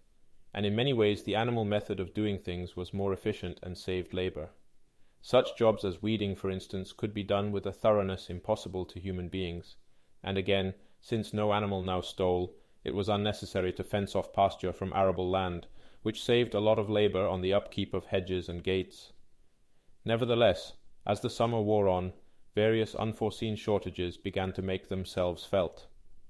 There was need of paraffin oil, nails, string, dog biscuits, and iron for the horses' shoes, none of which could be produced on the farm. Later, there would also be need for seeds and artificial manures, besides various tools, and finally, the machinery for the windmill. How these were to be procured, no one was able to imagine. One Sunday morning, when the animals assembled to receive their orders, Napoleon announced that he had decided upon a new policy. From now onwards, Animal Farm would engage in trade with the neighboring farms, not of course for any commercial purpose, but simply in order to obtain certain materials which were urgently necessary. The needs of the windmill must override everything else, he said. He was therefore making arrangements to sell a stack of hay and part of the current year's wheat crop, and later on, if more money were needed, it would have to be made up by the sale of eggs, for which there was always a market in Willingdon. The hens, said Napoleon, should welcome this sacrifice as their own special contribution towards the building of the windmill. Once again the animals were conscious of a vague uneasiness. Never to have any dealings with human beings, never to engage in trade, never to make use of money. Had not these been among the earliest resolutions passed at that first triumphant meeting after Jones was expelled? All the animals remembered passing such resolutions, or at least they thought that they remembered it. The 4 young pigs who had protested when Napoleon abolished the meetings raised their voices timidly, but they were promptly silenced by a tremendous growling from the dogs. Then, as usual, the sheep broke into 4 legs good, 2 legs bad, and the momentary awkwardness was smoothed over. Finally, Napoleon raised his trotter for silence and announced that he had already made all the arrangements. There would be no need for any of the animals to come in contact with human beings, which would clearly be most undesirable. He intended to take the whole burden upon his own shoulders. A Mr. Whymper, a solicitor living in Willingdon, had agreed to act as intermediary between Animal Farm and the outside world, and would visit the farm every Monday morning to receive his instructions. Napoleon ended his speech with his usual cry of "Long live Animal Farm," and after the singing of Beasts of England, the animals were dismissed. Afterwards Squealer made a round of the farm and set the animals' minds at rest. He assured them that the resolution against engaging in trade and using money had never been passed, or even suggested. It was pure imagination, probably traceable in the beginning to lies circulated by Snowball. A few animals still felt faintly doubtful, but Squealer asked them shrewdly, "Are you certain that this is not something that you have dreamed, comrades? Have you any record of such a resolution? Is it written down anywhere?" And since it was certainly true that nothing of the kind existed in writing, the animals were satisfied that they had been mistaken. Every Monday Mr. Whymper visited the farm as had been arranged. He was a sly-looking little man with side whiskers, a solicitor in a very small way of business, but sharp enough to have realized earlier than anyone else that Animal Farm would need a broker, and that the commissions would be worth having. The animals watched his coming and going with a kind of dread, and avoided him as much as possible. Nevertheless, the sight of Napoleon on all fours, delivering orders to Whymper, who stood on 2 legs, roused their pride, and partly reconciled them to the new arrangement. Their relations with the human race were now not quite the same as they had been before. The human beings did not hate Animal Farm any less now that it was prospering. Indeed, they hated it more than ever. Every human being held it as an article of faith that the farm would go bankrupt sooner or later, and above all, that the windmill would be a failure. They would meet in the public houses and prove to one another by means of diagrams that the windmill was bound to fall down, or that if it did stand up, then that it would never work. And yet, against their will, they had developed a certain respect for the efficiency with which the animals were managing their own affairs. One symptom of this was that they had begun to call Animal Farm by its proper name, and ceased to pretend that it was called the Manor Farm. They had also dropped their championship of Jones, who had given up hope of getting his farm back and gone to live in another part of the county. Except through Whymper, there was as yet no contact between Animal Farm and the outside world, but there were constant rumours that Napoleon was about to enter into a definite business agreement, either with Mr. Pilkington of Foxwood or with Mr. Frederick of Pinchfield, but never, it was noticed, with both simultaneously.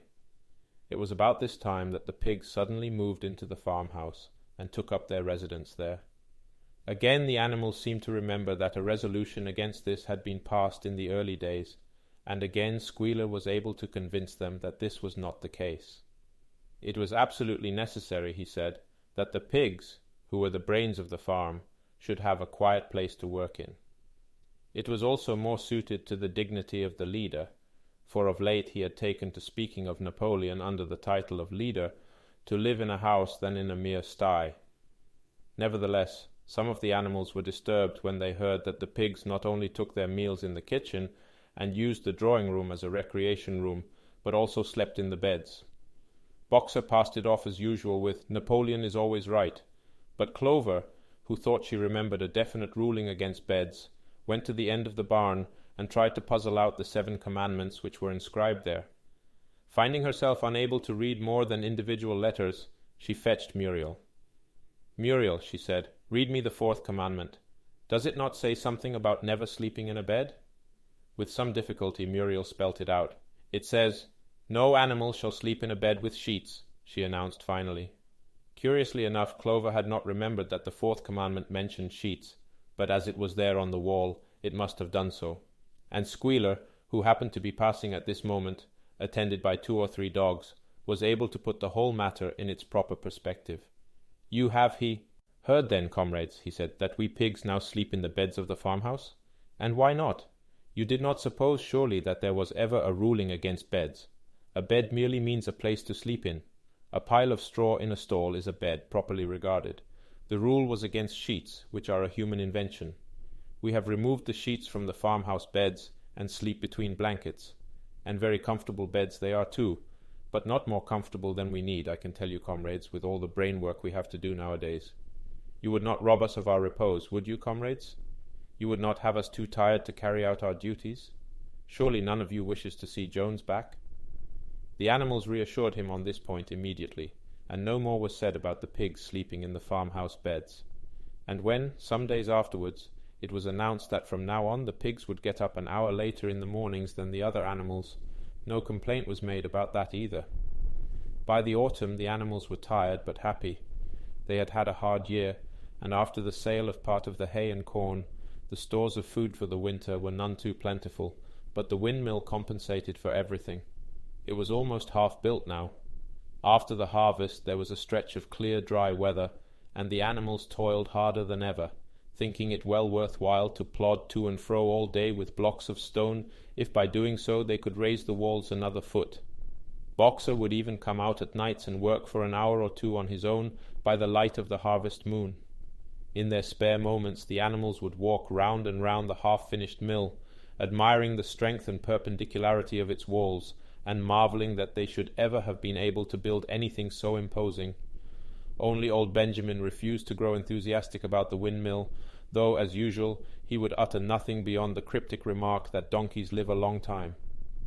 November came, with raging southwest winds. Building had to stop because it was now too wet to mix the cement. Finally there came a night when the gale was so violent that the farm buildings rocked on their foundations, and several tiles were blown off the roof of the barn.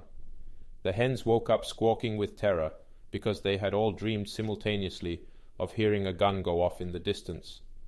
In the morning the animals came out of their stalls to find that the flagstaff had been blown down, and an elm tree at the foot of the orchard had been plucked up like a radish.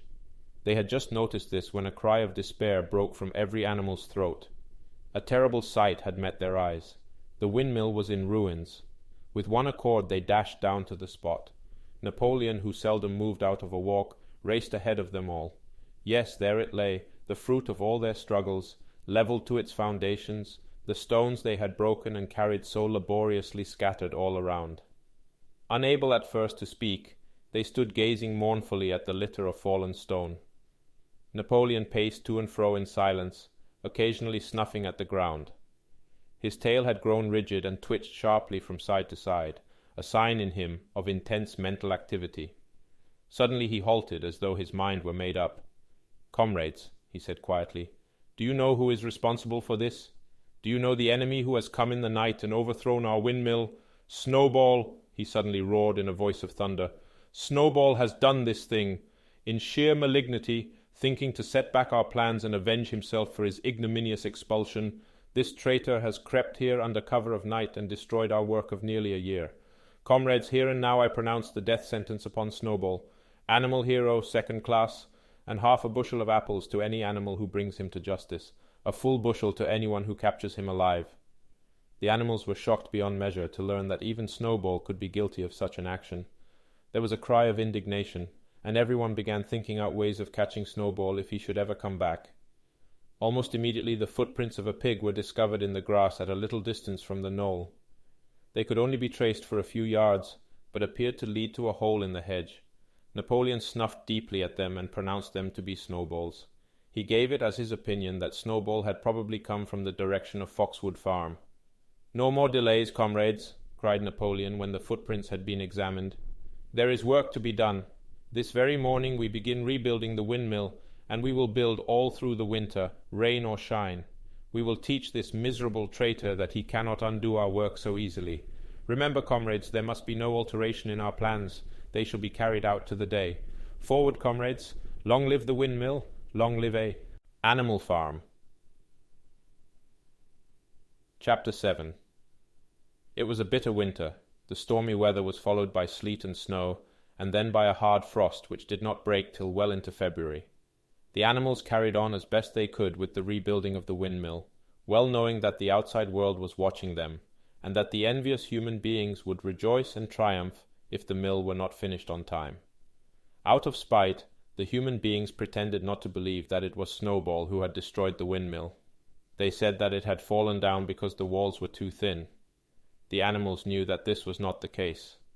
Still, it had been decided to build the walls 3 feet thick this time, instead of 18 inches as before, which meant collecting much larger quantities of stone. For a long time the quarry was full of snowdrifts and nothing could be done. Some progress was made in the dry, frosty weather that followed, but it was cruel work, and the animals could not feel so hopeful about it as they had felt before.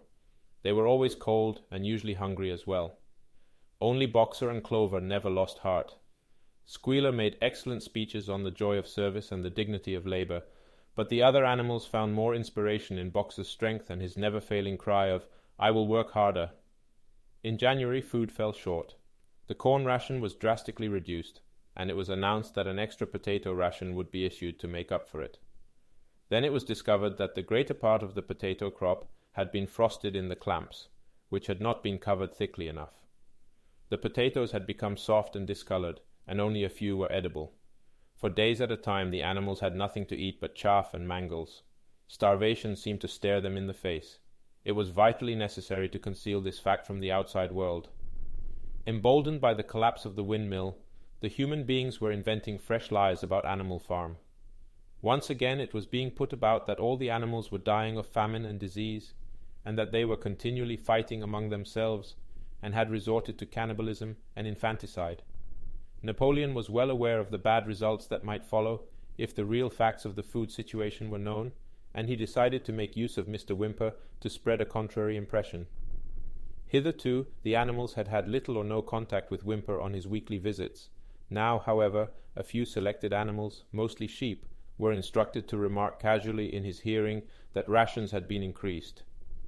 In addition, Napoleon ordered the almost empty bins in the store shed to be filled nearly to the brim with sand, which was then covered up with what remained of the grain and meal.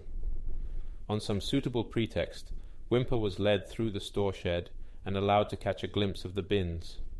He was deceived, and continued to report to the outside world that there was no food shortage on Animal Farm. Nevertheless, towards the end of January it became obvious that it would be necessary to procure some more grain from somewhere. In these days Napoleon rarely appeared in public, but spent all his time in the farmhouse, which was guarded at each door by fierce-looking dogs. When he did emerge, it was in a ceremonial manner, with an escort of 6 dogs who closely surrounded him and growled if anyone came too near. Frequently he did not even appear on Sunday mornings, but issued his orders through one of the other pigs, usually Squealer. One Sunday morning Squealer announced that the hens, who had just come in to lay again, must surrender their eggs. Napoleon had accepted, through Whymper, a contract for 400 eggs a week. The price of these would pay for enough grain and meal to keep the farm going till summer came on and conditions were easier. When the hens heard this, they raised a terrible outcry. They had been warned earlier that this sacrifice might be necessary, but had not believed that it would really happen. They were just getting their clutches ready for the spring sitting, and they protested that to take the eggs away now was murder. For the first time since the expulsion of Jones, there was something resembling a rebellion. Led by 3 young black Minorca pullets, the hens made a determined effort to thwart Napoleon's wishes. Their method was to fly up to the rafters and there lay their eggs, which smashed to pieces on the floor. Napoleon acted swiftly and ruthlessly. He ordered the hens' rations to be stopped, and decreed that any animal giving so much as a grain of corn to a hen should be punished by death. The dogs saw to it that these orders were carried out. For 5 days the hens held out, then they capitulated and went back to their nesting boxes. 9 hens had died in the meantime. Their bodies were buried in the orchard, and it was given out that they had died of coccidiosis. Whymper heard nothing of this affair, and the eggs were duly delivered, a grocer's van driving up to the farm once a week to take them away. All this while no more had been seen of Snowball. He was rumoured to be hiding on one of the neighbouring farms, either Foxwood or Pinchfield. Napoleon was by this time on slightly better terms with the other farmers than before. It happened that there was in the yard a pile of timber which had been stacked there 10 years earlier when a beech spinney was cleared. It was well seasoned, and Whymper had advised Napoleon to sell it. Both Mr. Pilkington and Mr. Frederick were anxious to buy it. Napoleon was hesitating between the two, unable to make up his mind. It was noticed that whenever he seemed on the point of coming to an agreement with Frederick, Snowball was declared to be in hiding at Foxwood, while, when he inclined toward Pilkington, Snowball was said to be at Pinchfield. Suddenly, early in the spring, an alarming thing was discovered. Snowball was secretly frequenting the farm by night.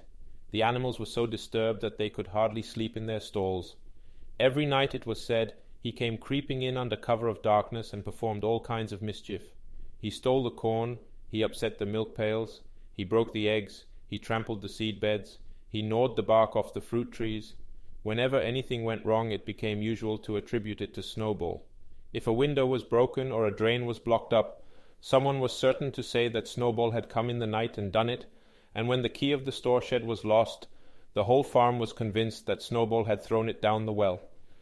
Curiously enough, they went on believing this even after the mislaid key was found under a sack of meal. The cows declared unanimously that Snowball crept into their stalls and milked them in their sleep. The rats, which had been troublesome that winter, were also said to be in league with Snowball. Napoleon decreed that there should be a full investigation into Snowball's activities. With his dogs in attendance, he set out and made a careful tour of inspection of the farm buildings, the other animals following at a respectful distance. At every few steps Napoleon stopped and snuffed the ground for traces of Snowball's footsteps, which, he said, he could detect by the smell. He snuffed in every corner, in the barn, in the cowshed, in the hen houses, in the vegetable garden, and found traces of Snowball almost everywhere. He would put his snout to the ground, give several deep sniffs, and exclaim in a terrible voice, "Snowball! He has been here. I can smell him distinctly." And at the word Snowball, all the dogs let out blood-curdling growls and showed their side teeth. The animals were thoroughly frightened. It seemed to them as though Snowball were some kind of invisible influence, pervading the air about them and menacing them with all kinds of dangers. In the evening Squealer called them together, and with an alarmed expression on his face told them that he had some serious news to report. "Comrades," cried Squealer, making little nervous skips, "a most terrible thing has been discovered. Snowball has sold himself to Frederick of Pinchfield Farm, who is even now plotting to attack us and take our farm away from us. Snowball is to act as his guide when the attack begins. But there is worse than that. We had thought that Snowball's rebellion was caused simply by his vanity and ambition. But we were wrong, comrades. Do you know what the real reason was? Snowball was in league with Jones from the very start. He was Jones's secret agent all the time. It has all been proved by documents which he left behind him, and which we have only just discovered. To my mind this explains a great deal, comrades. Did we not see for ourselves how he attempted, fortunately without success, to get us defeated and destroyed at the Battle of the Cowshed? The animals were stupefied. This was a wickedness far outdoing Snowball's destruction of the windmill, but it was some minutes before they could fully take it in. They all remembered, or thought they remembered, how they had seen Snowball charging ahead of them at the Battle of the Cowshed, how he had rallied and encouraged them at every turn, and how he had not paused for an instant, even when the pellets from Jones's gun had wounded his back. At first it was a little difficult to see how this fitted in with his being on Jones's side. Even Boxer, who seldom asked questions, was puzzled. He lay down, tucked his forehoofs beneath him, shut his eyes, and with a hard effort managed to formulate his thoughts. "I do not believe that," he said. "Snowball fought bravely at the Battle of the Cowshed. I saw him myself. Did we not give him Animal Hero First Class immediately afterwards? That was our mistake, comrade, for we know now, it is all written down in the secret documents that we have found, that in reality he was trying to lure us to our doom." "But he was wounded," said Boxer. "We all saw him, running with blood." "That was part of the arrangement," cried Squealer. "Jones's shot only grazed him. I could show you this in his own writing, if you were able to read it. The plot was for Snowball, at the critical moment, to give the signal for flight and leave the field to the enemy. And he very nearly succeeded. I will even say, comrades, he would have succeeded if it had not been for our heroic leader, Comrade Napoleon. Do you not remember how, just at the moment when Jones and his men had got inside the yard, Snowball suddenly turned and fled, and many animals followed him? And do you not remember, too, that it was just at that moment, when panic was spreading and all seemed lost, that Comrade Napoleon sprang forward with a cry of "Death to humanity!" and sank his teeth in Jones's leg? Surely you remember that, comrades? Exclaimed Squealer, frisking from side to side. Now when Squealer described the scene so graphically, it seemed to the animals that they did remember it. At any rate, they remembered that at the critical moment of the battle, Snowball had turned to flee. But Boxer was still a little uneasy. "I do not believe that Snowball was a traitor at the beginning," he said finally. "What he has done since is different, but I believe that at the Battle of the Cowshed he was a good comrade." "Our leader, Comrade Napoleon," announced Squealer, speaking very slowly and firmly, "has stated categorically, comrade, that Snowball was Jones's agent from the very beginning. Yes, and from long before the rebellion was ever thought of." "Ah, that is different," said Boxer. "If Comrade Napoleon says it, it must be right." "That is the true spirit, comrade," cried Squealer, but it was noticed he cast a very ugly look at Boxer with his little twinkling eyes. He turned to go, then paused and added impressively, "I warn every animal on this farm to keep his eyes very wide open, for we have reason to think that some of Snowball's secret agents are lurking among us at this moment." 4 days later, in the late afternoon, Napoleon ordered all the animals to assemble in the yard. When they were all gathered together, Napoleon emerged from the farmhouse, wearing both his medals, for he had recently awarded himself Animal Hero First Class and Animal Hero Second Class, with his 9 huge dogs frisking round him and uttering growls that sent shivers down all the animals' spines. They all cowered silently in their places, seeming to know in advance that some terrible thing was about to happen. Napoleon stood sternly surveying his audience. Then he uttered a high-pitched whimper. Immediately the dogs bounded forward, seized 4 of the pigs by the ear, and dragged them, squealing with pain and terror, to Napoleon's feet. The pigs' ears were bleeding, the dogs had tasted blood, and for a few moments they appeared to go quite mad. To the amazement of everybody, 3 of them flung themselves upon Boxer. Boxer saw them coming and put out his great hoof, caught a dog in mid-air, and pinned him to the ground. The dog shrieked for mercy, and the other 2 fled with their tails between their legs. Boxer looked at Napoleon to know whether he should crush the dog to death or let it go. Napoleon appeared to change countenance and sharply ordered Boxer to let the dog go, whereat Boxer lifted his hoof, and the dog slunk away, bruised and howling. Presently the tumult died down. The 4 pigs waited, trembling, with guilt written on every line of their countenances. Napoleon now called upon them to confess their crimes. They were the same 4 pigs as had protested when Napoleon abolished the Sunday meetings. Without any further prompting, they confessed that they had been secretly in touch with Snowball ever since his expulsion, that they had collaborated with him in destroying the windmill, and that they had entered into an agreement with him to hand over Animal Farm to Mr. Frederick. They added that Snowball had privately admitted to them that he had been Jones's secret agent for years past. When they had finished their confession, the dogs promptly tore their throats out, and in a terrible voice Napoleon demanded whether any other animal had anything to confess. The 3 hens who had been the ringleaders in the attempted rebellion over the eggs now came forward and stated that Snowball had appeared to them in a dream and incited them to disobey Napoleon's orders. They too were slaughtered. Then a goose came forward and confessed to having secreted 6 ears of corn during the last year's harvest and eaten them in the night. Then a sheep confessed to having urinated in the drinking pool, urged to do this, so she said, by Snowball, and 2 other sheep confessed to having murdered an old ram, an especially devoted follower of Napoleon, by chasing him round and round a bonfire when he was suffering from a cough. They were all slain on the spot. And so the tale of confessions and executions went on until there was a pile of corpses lying before Napoleon's feet, and the air was heavy with the smell of blood, which had been unknown there since the expulsion of Jones. When it was all over, the remaining animals, except for the pigs and dogs, crept away in a body. They were shaken and miserable. They did not know which was more shocking, the treachery of the animals who had leagued themselves with Snowball, or the cruel retribution they had just witnessed. In the old days there had often been scenes of bloodshed equally terrible, but it seemed to all of them that it was far worse now that it was happening among themselves. Since Jones had left the farm until today, no animal had killed another animal. Not even a rat had been killed. They had made their way onto the little knoll where the half-finished windmill stood, and with one accord they all lay down as though huddling together for warmth. Clover, Muriel, Benjamin, the cows, the sheep, and a whole flock of geese and hens. Everyone, indeed, except the cat, who had suddenly disappeared just before Napoleon ordered the animals to assemble. For some time nobody spoke. Only Boxer remained on his feet. He fidgeted to and fro, swishing his long black tail against his sides, and occasionally uttering a little whinny of surprise. Finally he said, "I do not understand it. I would not have believed that such things could happen on our farm. It must be due to some fault in ourselves. The solution, as I see it, is to work harder. From now onwards I shall get up a full hour earlier in the mornings." And he moved off at his lumbering trot and made for the quarry.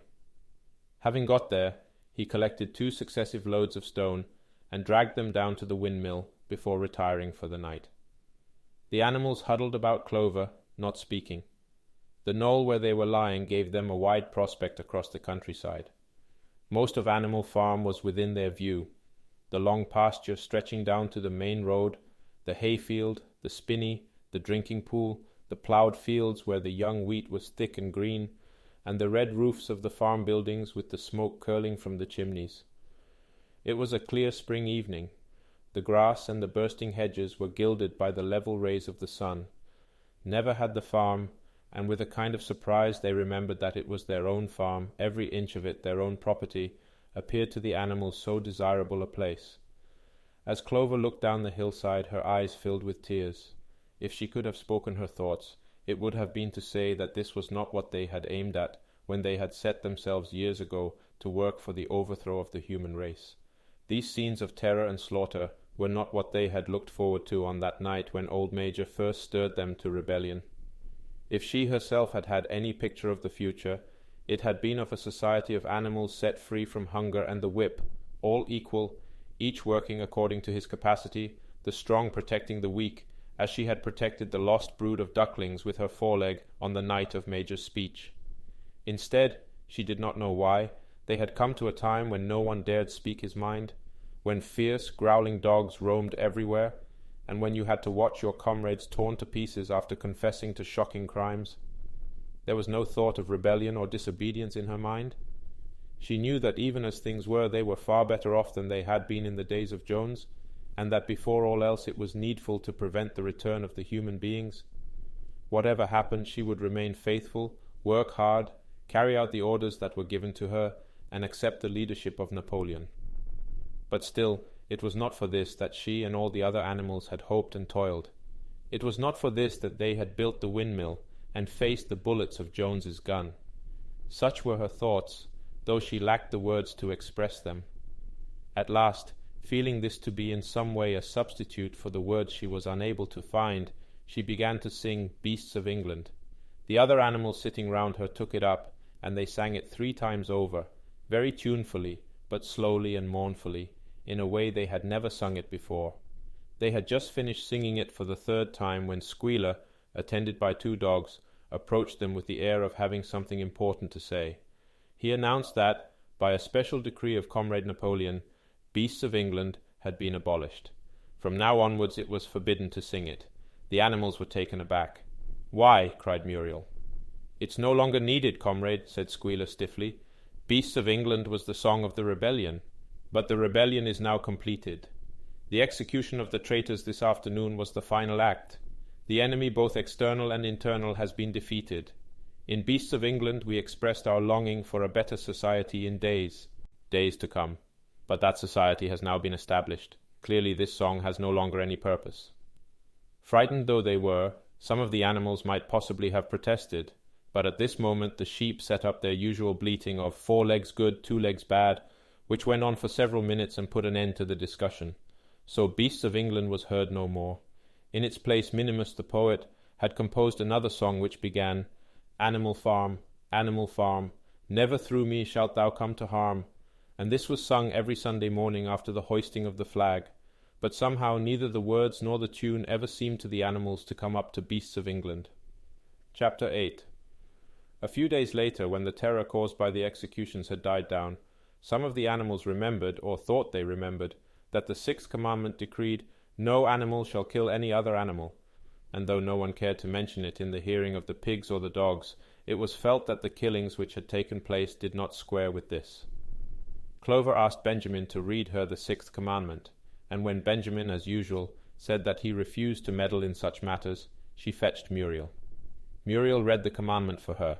It ran, "No animal shall kill any other animal without cause." Somehow or other, the last 2 words had slipped out of the animals' memory. But they saw now that the commandment had not been violated, for clearly there was good reason for killing the traitors who had leagued themselves with Snowball. Throughout the year, the animals worked even harder than they had worked in the previous year.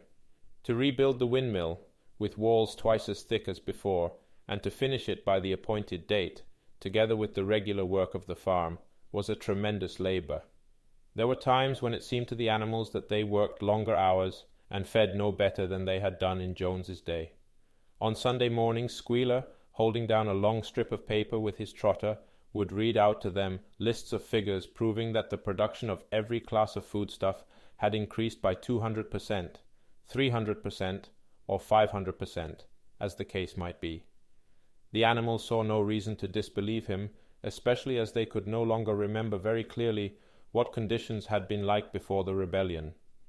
All the same, there were days when they felt that they would sooner have had less figures and more food. All orders were now issued through Squealer or one of the other pigs.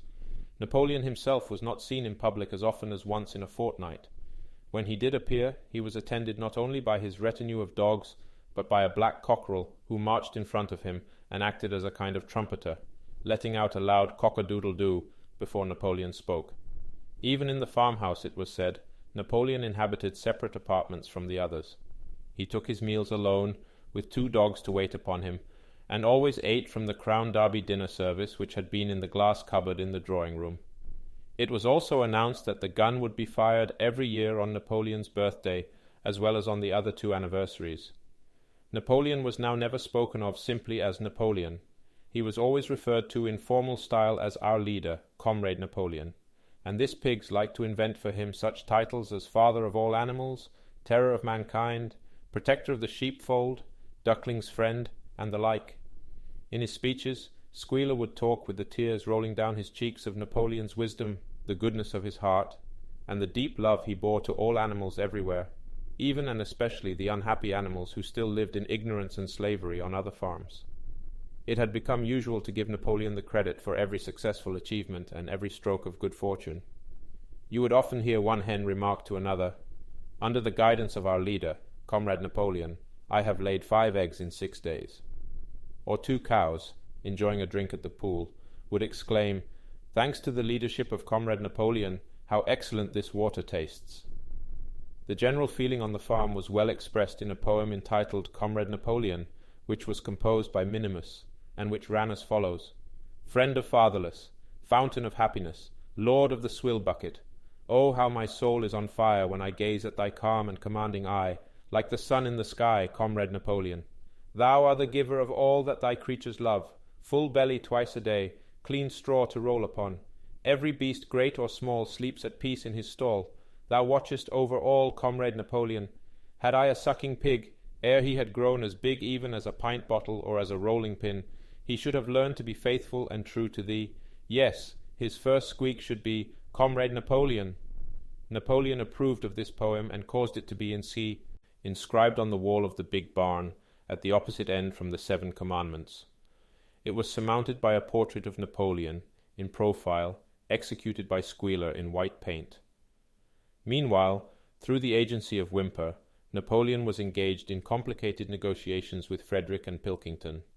The pile of timber was still unsold. Of the two, Frederick was the more anxious to get hold of it, but he would not offer a reasonable price. At the same time, there were renewed rumors that Frederick and his men were plotting to attack Animal Farm and to destroy the windmill, the building of which had aroused furious jealousy in him. Snowball was known to be still skulking on Pinchfield Farm. In the middle of the summer, the animals were alarmed to hear that 3 hens had come forward and confessed that, inspired by Snowball, they had entered into a plot to murder Napoleon. They were executed immediately, and fresh precautions for Napoleon's safety were taken. 4 dogs guarded his bed at night, 1 at each corner, and a young pig named Pink Eye was given the task of tasting all his food before he ate it, lest it should be poisoned. At about the same time it was given out that Napoleon had arranged to sell the pile of timber to Mr. Pilkington. He was also going to enter into a regular agreement for the exchange of certain products between Animal Farm and Foxwood. The relations between Napoleon and Pilkington, though they were only conducted through Whymper, were now almost friendly. The animals distrusted Pilkington as a human being, but greatly preferred him to Frederick, whom they both feared and hated. As the summer wore on, and the windmill neared completion, the rumors of an impending treacherous attack grew stronger and stronger. Frederick, it was said, intended to bring against them 20 men all armed with guns, and he had already bribed the magistrates and police, so that if he could once get hold of the title deeds of Animal Farm, they would ask no questions. Moreover, terrible stories were leaking out from Pinchfield about the cruelties that Frederick practiced upon his animals. He had flogged an old horse to death, he starved his cows, he had killed a dog by throwing it into the furnace, he amused himself in the evenings by making cocks fight with splinters of razor blade tied to their spurs. The animals' blood boiled with rage when they heard of these things being done to their comrades, and sometimes they clamoured to be allowed to go out in a body and attack Pinchfield Farm, drive out the humans, and set the animals free. But Squealer counselled them to avoid rash actions and trust in Comrade Napoleon's strategy. Nevertheless, feeling against Frederick continued to run high.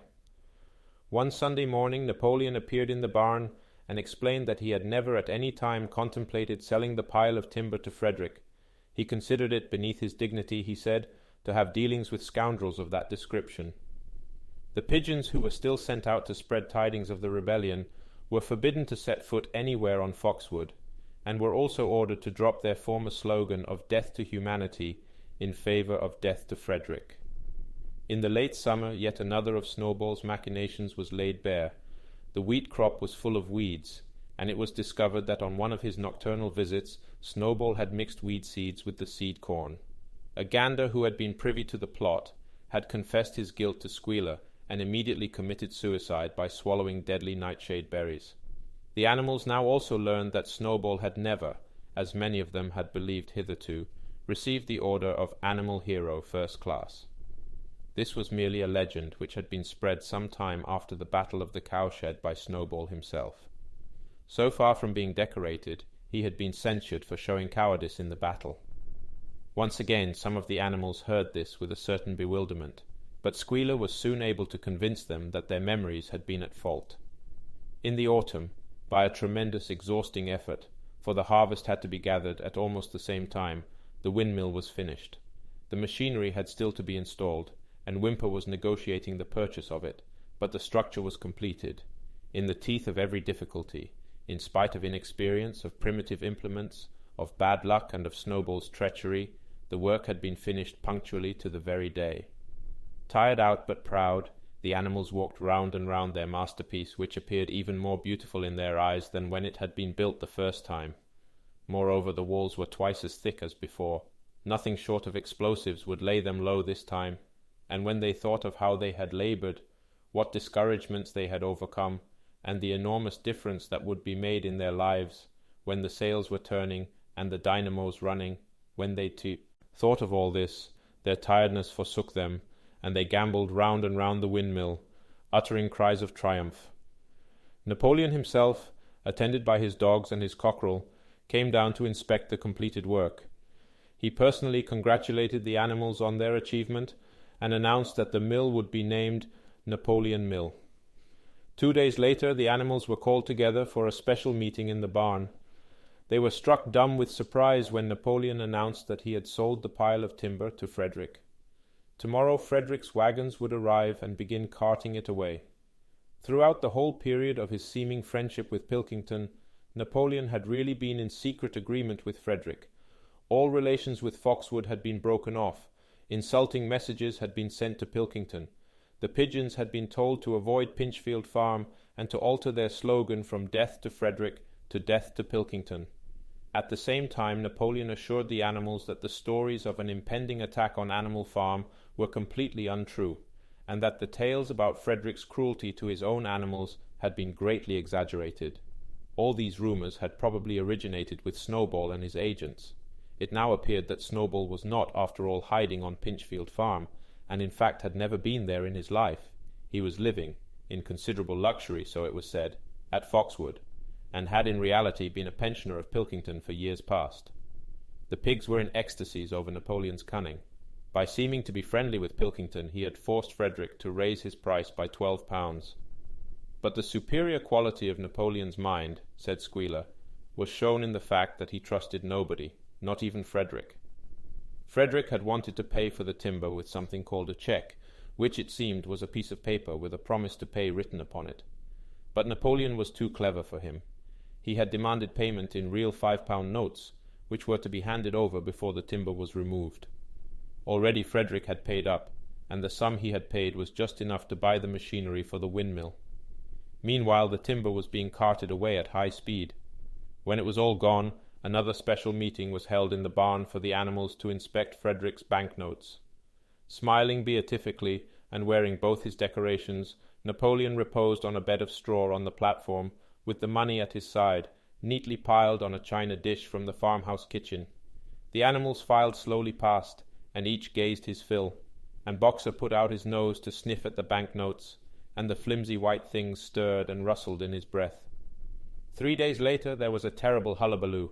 Whymper, his face deadly pale, came racing up the path on his bicycle, flung it down in the yard, and rushed straight into the farmhouse. The next moment a choking roar of rage sounded from Napoleon's apartments. The news of what had happened sped round the farm like wildfire. The banknotes were forgeries. Frederick had got the timber for nothing. Napoleon called the animals together immediately, and in a terrible voice pronounced the death sentence upon Frederick. When captured, he said, Frederick should be boiled alive. At the same time he warned them that after this treacherous deed the worst was to be expected. Frederick and his men might make their long-expected attack at any moment. Sentinels were placed at all the approaches to the farm. In addition, 4 pigeons were sent to Foxwood with a conciliatory message, which it was hoped might re-establish good relations with Pilkington. The very next morning the attack came. The animals were at breakfast when the lookouts came racing in with the news that Frederick and his followers had already come through the 5-barred gate. Boldly enough the animals sallied forth to meet them, but this time they did not have the easy victory that they had had in the Battle of the Cowshed. There were 15 men, with half a dozen guns between them, and they opened fire as soon as they got within 50 yards. The animals could not face the terrible explosions and the stinging pellets, and in spite of the efforts of Napoleon and Boxer to rally them, they were soon driven back. A number of them were already wounded. They took refuge in the farm buildings and peeped cautiously out from chinks and knotholes. The whole of the big pasture, including the windmill, was in the hands of the enemy. For the moment even Napoleon seemed at a loss. He paced up and down without a word, his tail rigid and twitching. Wistful glances were sent in the direction of Foxwood. If Pilkington and his men would help them, the day might yet be won. But at this moment the 4 pigeons who had been sent out on the day before returned, one of them bearing a scrap of paper from Pilkington. On it was penciled the words, "Serves you right." Meanwhile Frederick and his men had halted about the windmill. The animals watched them, and a murmur of dismay went round. 2 of the men had produced a crowbar and a sledgehammer. They were going to knock the windmill down. "Impossible," cried Napoleon. "We have built the walls far too thick for that. They could not knock it down in a week. Courage, comrades." But Benjamin was watching the movements of the men intently. The 2 with the hammer and the crowbar were drilling a hole near the base of the windmill. Slowly, and with an air almost of amusement, Benjamin nodded his long muzzle. "I thought so," he said. "Do you not see what they are doing? In another moment they are going to pack blasting powder into that hole." Terrified, the animals waited. It was impossible now to venture out of the shelter of the buildings. After a few minutes the men were seen to be running in all directions. Then there was a deafening roar. The pigeons swirled into the air, and all the animals, except Napoleon, flung themselves flat on their bellies and hid their faces. When they got up again, a huge cloud of black smoke was hanging where the windmill had been. Slowly the breeze drifted it away. The windmill had ceased to exist. At this sight the animals' courage returned to them. The fear and despair they had felt a moment earlier were drowned in their rage against this vile, contemptible act.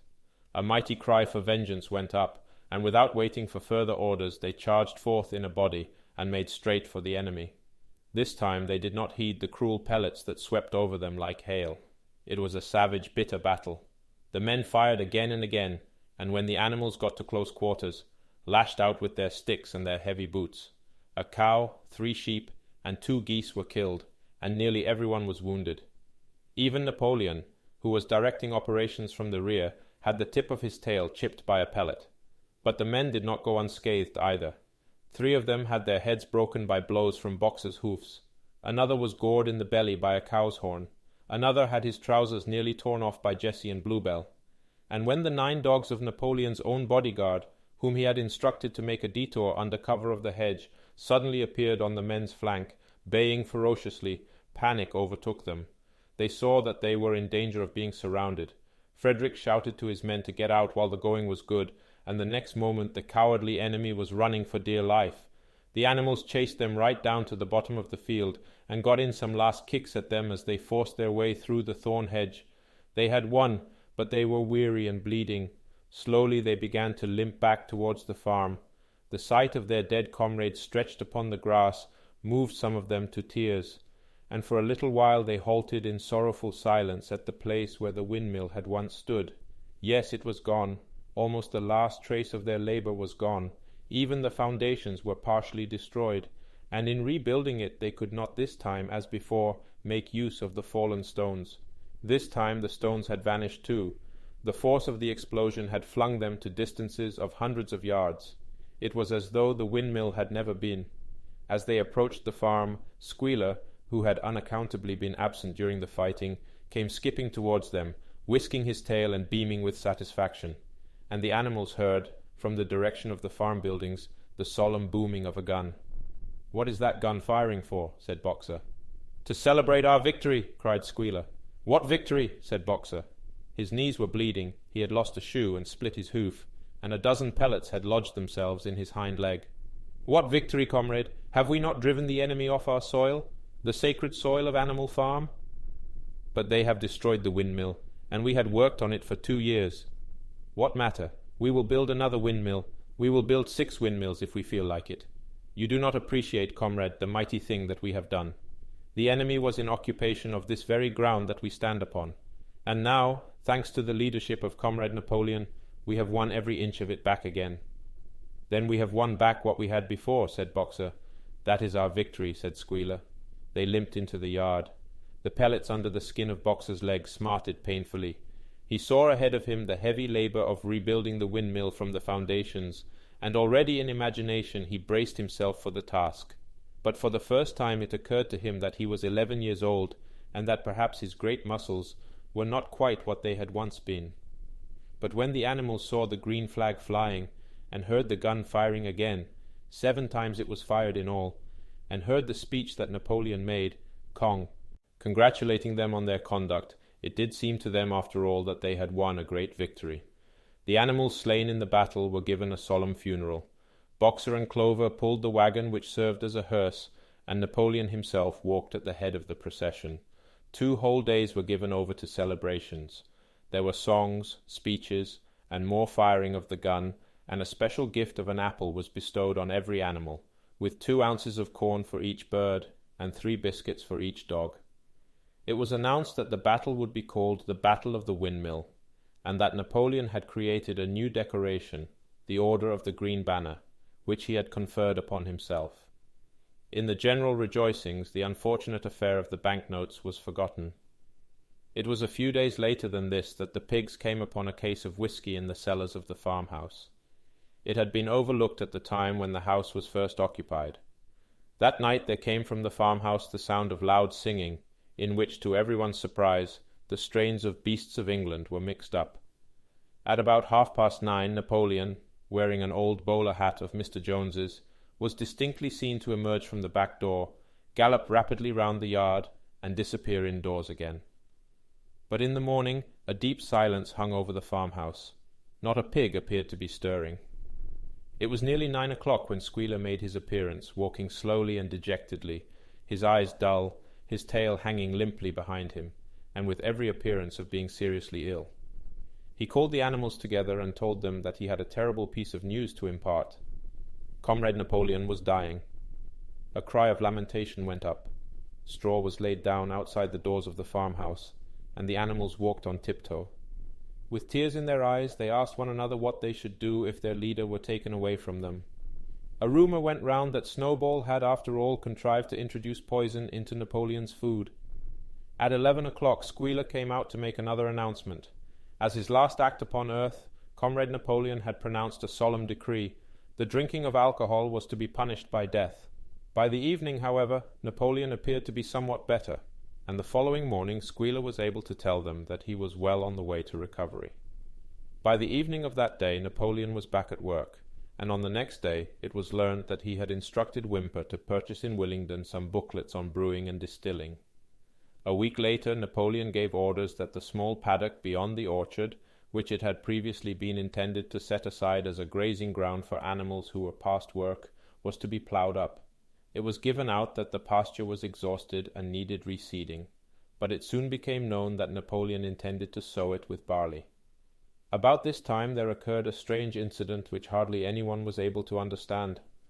One night at about 12 o'clock there was a loud crash in the yard, and the animals rushed out of their stalls. It was a moonlit night. At the foot of the end wall of the big barn, where the 7 commandments were written, there lay a ladder broken in 2 pieces. Squealer, temporarily stunned, was sprawling beside it, and near at hand there lay a lantern, a paintbrush, and an overturned pot of white paint. The dogs immediately made a ring round Squealer, and escorted him back to the farmhouse as soon as he was able to walk. None of the animals could form any idea as to what this meant, except old Benjamin, who nodded his muzzle with a knowing air, and seemed to understand, but would say nothing.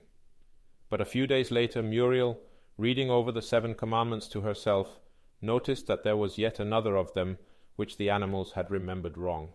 They had thought the 5th commandment was, "No animal shall drink alcohol," but there were 2 words that they had forgotten. Actually the commandment read, "No animal shall drink alcohol to excess." Chapter 9. Boxer's split hoof was a long time in healing. They had started the rebuilding of the windmill the day after the victory celebrations were ended. Boxer refused to take even a day off work, and made it a point of honor not to let it be seen that he was in pain. In the evenings he would admit privately to Clover that the hoof troubled him a great deal. Clover treated the hoof with poultices of herbs which she prepared by chewing them, and both she and Benjamin urged Boxer to work less hard. "A horse's lungs do not last forever," she said to him. But Boxer would not listen. He had, he said, only one real ambition left, to see the windmill well under way before he reached the age for retirement. At the beginning, when the laws of Animal Farm were first formulated, the retiring age had been fixed for horses and pigs at 12, for cows at 14, for dogs at 9, for sheep at 7, and for hens and geese at 5. Liberal old age pensions had been agreed upon. As yet no animal had actually retired on pension, but of late the subject had been discussed more and more. Now that the small field beyond the orchard had been set aside for barley, it was rumoured that a corner of the large pasture was to be fenced off and turned into a grazing ground for superannuated animals. For a horse, it was said, the pension would be 5 pounds of corn a day, and in winter 15 pounds of hay, with a carrot or possibly an apple on public holidays. Boxer's 12th birthday was due in the late summer of the following year. Meanwhile, life was hard. The winter was as cold as the last one had been, and food was even shorter. Once again all rations were reduced, except those of the pigs and the dogs. A too rigid equality in rations, Squealer explained, would have been contrary to the principles of animalism. In any case, he had no difficulty in proving to the other animals that they were not in reality short of food, whatever the appearances might be. For the time being, certainly, it had been found necessary to make a readjustment of rations. Squealer always spoke of it as a readjustment, never as a reduction. But in comparison with the days of Jones, the improvement was enormous. Reading out the figures in a shrill, rapid voice, he proved to them in detail that they had more oats, more hay, more turnips than they had had in Jones's day, that they worked shorter hours, that their drinking water was of better quality, that they lived longer, that a larger proportion of their young ones survived infancy, and that they had more straw in their stalls and suffered less from fleas. The animals believed every word of it.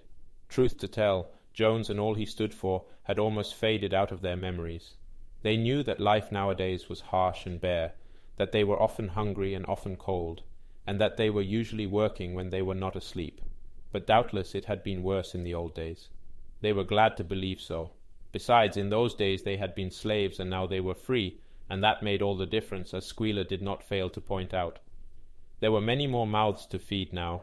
In the autumn the 4 sows had all littered about simultaneously, producing 31 young pigs between them. The young pigs were piebald, and as Napoleon was the only boar on the farm, it was possible to guess at their parentage. It was announced that later, when bricks and timber had been purchased, a schoolroom would be built in the farmhouse garden. For the time being, the young pigs were given their instruction by Napoleon himself in the farmhouse kitchen.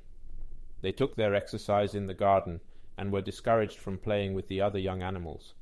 About this time, too, it was laid down as a rule that when a pig and any other animal met on the path, the other animal must stand aside, and also that all pigs, of whatever degree, were to have the privilege of wearing green ribbons on their tails on Sundays.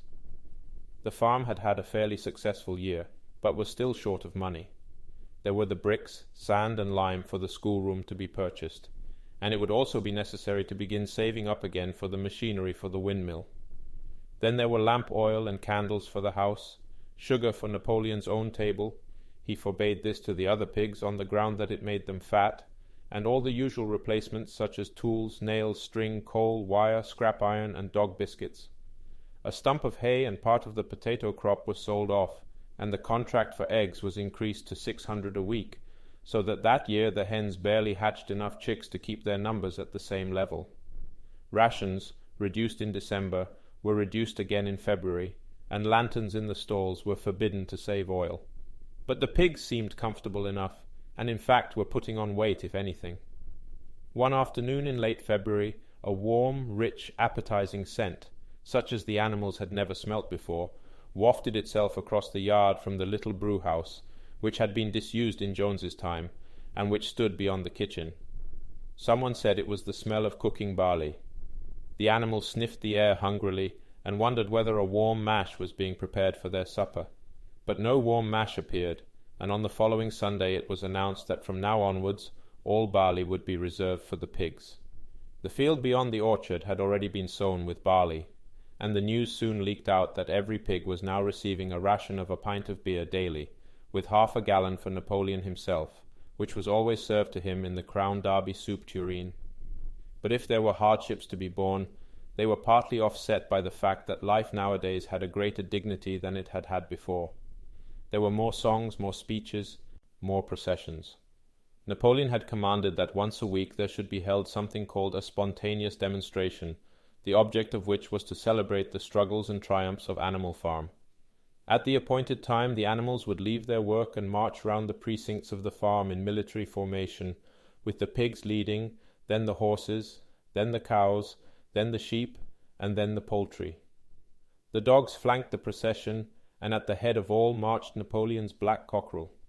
Boxer and Clover always carried between them a green banner marked with the hoof and the horn and the caption, "Long live Comrade Napoleon."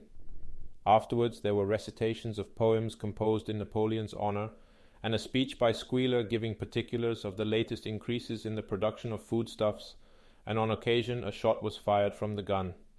The sheep were the greatest devotees of the spontaneous demonstration, and if anyone complained, as a few animals sometimes did when no pigs or dogs were near, that they wasted time and meant a lot of standing about in the cold, the sheep were sure to silence him with a tremendous bleating of 4 legs good, 2 legs bad.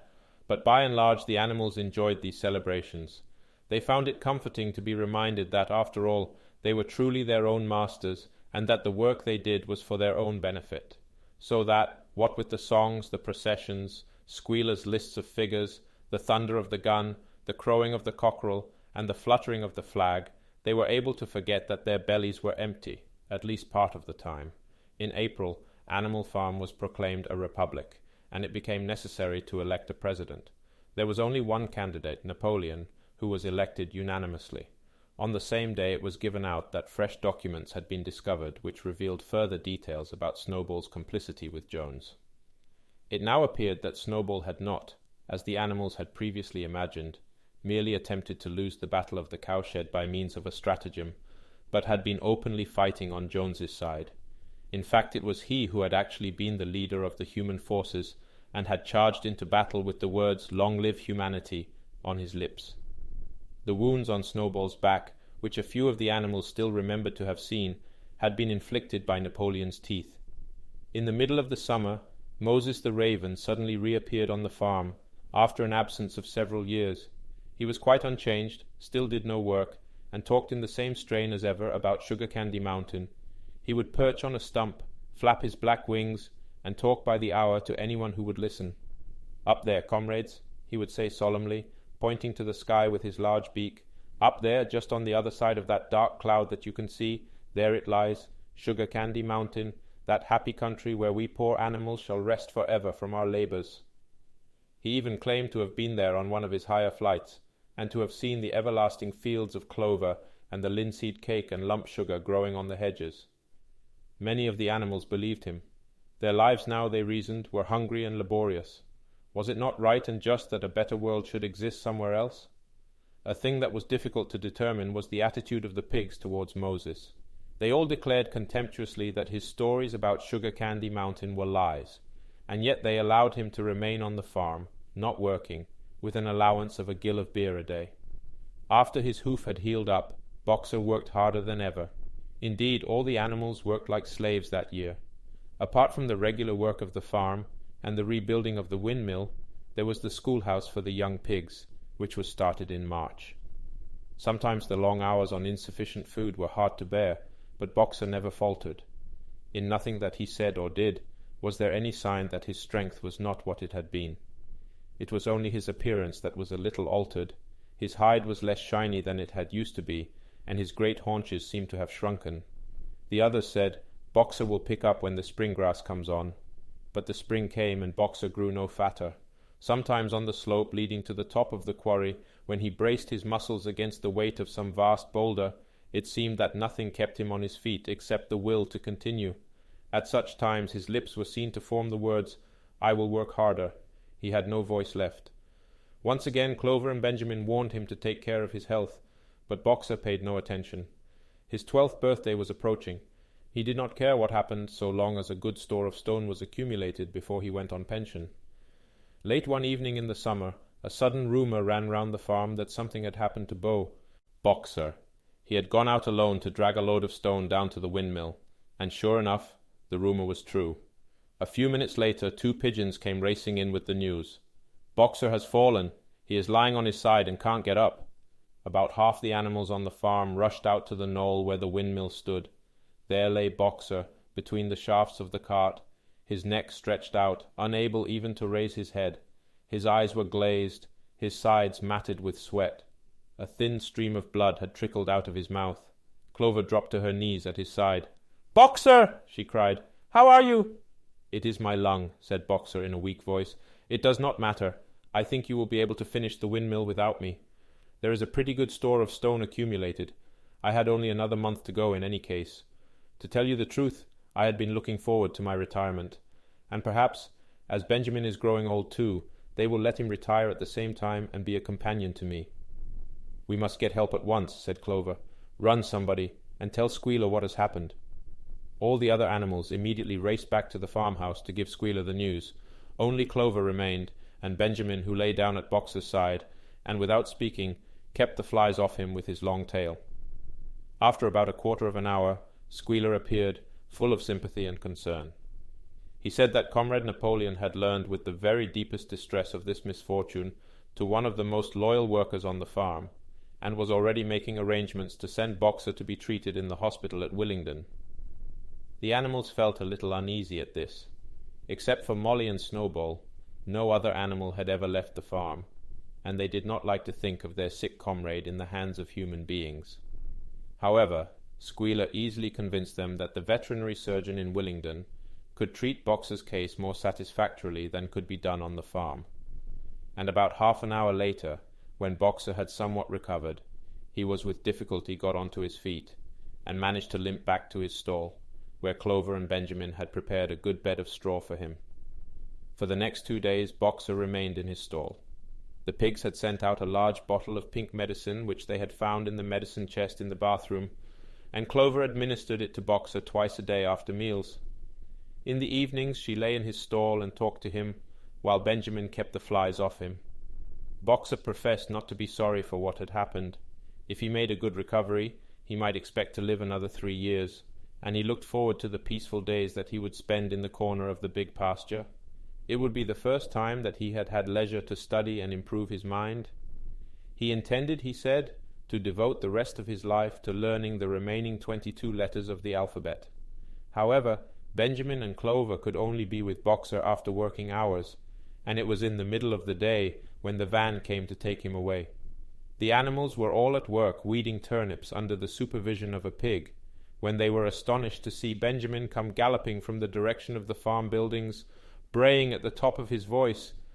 It was the first time that they had ever seen Benjamin excited. Indeed, it was the first time that anyone had ever seen him gallop.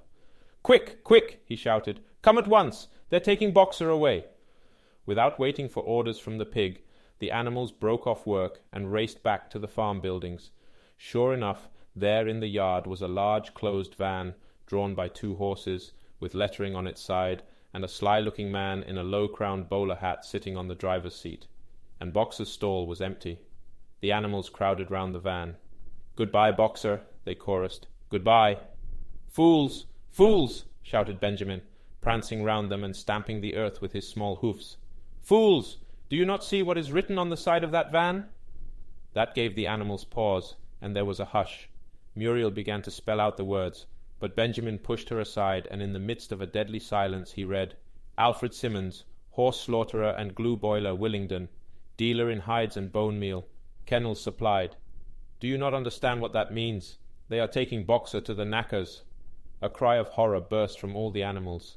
At this moment the man on the box whipped up his horses, and the van moved out of the yard at a smart trot. All the animals followed, crying out at the tops of their voices. Clover forced her way to the front. The van began to gather speed. Clover tried to stir her stout limbs to a gallop, and achieved a canter. "Boxer!" she cried. "Boxer! Boxer! Boxer!" And just at this moment, as though he had heard the uproar outside, Boxer's face, with the white stripe down his nose, appeared at the small window at the back of the van. "Boxer!" cried Clover in a terrible voice. "Boxer! Get out quickly! They're taking you to your death!" All the animals took up the cry of, "Get out, Boxer, get out!" But the van was already gathering speed and drawing away from them. It was uncertain whether Boxer had understood what Clover had said, but a moment later his face disappeared from the window, and there was the sound of a tremendous drumming of hooves inside the van. He was trying to kick his way out. The time had been when a few kicks from Boxer's hooves would have smashed the van to matchwood, but alas, his strength had left him, and in a few moments the sound of drumming hoofs grew fainter and died away. In desperation the animals began appealing to the two horses which drew the van to stop. "Comrades, comrades," they shouted, "don't take your own brother to his death." But the stupid brutes, too ignorant to realize what was happening, merely set back their ears and quickened their pace. Boxer's face did not reappear at the window. Too late, someone thought of racing ahead and shutting the 5-barred gate, but in another moment the van was through it and rapidly disappearing down the road. Boxer was never seen again. 3 days later it was announced that he had died in the hospital at Willingdon, in spite of receiving every attention a horse could have.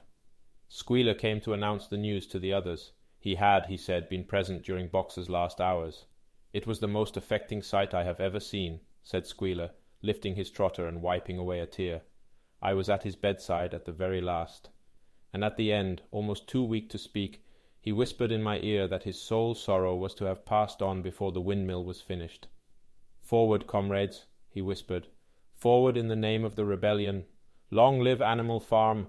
Long live Comrade Napoleon. Napoleon is always right. Those were his very last words, comrades." Here Squealer's demeanour suddenly changed. He fell silent for a moment, and his little eyes darted suspicious glances from side to side before he proceeded. It had come to his knowledge, he said, that a foolish and wicked rumour had been circulated at the time of Boxer's removal. Some of the animals had noticed that the van which took Boxer away was marked "Horse Slaughterer," and had actually jumped to the conclusion that Boxer was being sent to the knackers. It was almost unbelievable, said Squealer, that any animal could be so stupid. "Surely," he cried indignantly, whisking his tail and skipping from side to side, "surely they knew their beloved leader, Comrade Napoleon, better than that." But the explanation was really very simple. The van had previously been the property of the knacker, and had been bought by the veterinary surgeon, who had not yet painted the old name out. That was how the mistake had arisen. The animals were enormously relieved to hear this, and when Squealer went on to give further graphic details of Boxer's deathbed, the admirable care he had received, and the expensive medicines for which Napoleon had paid without a thought as to the cost, their last doubts disappeared, and the sorrow that they felt for their comrade's death was tempered by the thought that at least he had died happy. Napoleon himself appeared at the meeting on the following Sunday morning, and pronounced a short oration in Boxer's honour. It had not been possible, he said, to bring back their lamented comrade's remains for interment on the farm, but he had ordered a large wreath to be made from the laurels in the farmhouse garden, and sent down to be placed on Boxer's grave, and in a few days' time the pigs intended to hold a memorial banquet in Boxer's honour. Napoleon ended his speech with a reminder of Boxer's two favourite maxims: "I will work harder, and Comrade Napoleon is always right." Maxims, he said, which every animal would do well to adopt as his own. On the day appointed for the banquet, a grocer's van drove up from Willingdon, and delivered a large wooden crate at the farmhouse.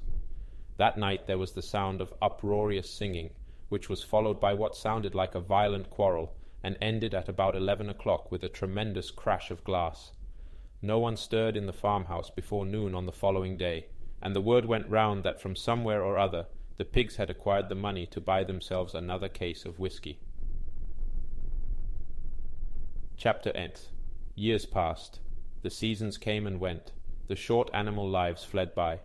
A time came when there was no one who remembered the old days before the rebellion, except Clover, Benjamin, Moses the raven, and a number of the pigs. Muriel was dead. Bluebell, Jessie, and Pincher were dead. Jones, too, was dead. He had died in an inebriate's home in another part of the country. Snowball was forgotten. Boxer was forgotten, except by the few who had known him. Clover was an old stout mare now, stiff in the joints and with a tendency to rheumy eyes. She was 2 years past the retiring age, but in fact no animal had ever actually retired. The talk of setting aside a corner of the pasture for superannuated animals had long since been dropped. Napoleon was now a mature boar of 24 stone. Squealer was so fat that he could with difficulty see out of his eyes. Only old Benjamin was much the same as ever, except for being a little greyer about the muzzle, and since Boxer's death, more morose and taciturn than ever. There were many more creatures on the farm now, though the increase was not so great as had been expected in earlier years. Many animals had been born to whom the rebellion was only a dim tradition, passed on by word of mouth, and others had been bought who had never heard mention of such a thing before their arrival. The farm possessed 3 horses now besides Clover. They were fine upstanding beasts, willing workers and good comrades, but very stupid. None of them proved able to learn the alphabet beyond the letter B. They accepted everything that they were told about the rebellion and the principles of animalism, especially from Clover, for whom they had an almost filial respect, but it was doubtful whether they understood very much of it. The farm was more prosperous now, and better organized. It had even been enlarged by 2 fields which had been bought from Mr. Pilkington. The windmill had been successfully completed at last, and the farm possessed a threshing machine and a hay elevator of its own, and various new buildings had been added to it. Whymper had bought himself a dog-cart. The windmill, however, had not after all been used for generating electrical power. It was used for milling corn, and brought in a handsome money profit. The animals were hard at work building yet another windmill. When that one was finished, so it was said, the dynamos would be installed.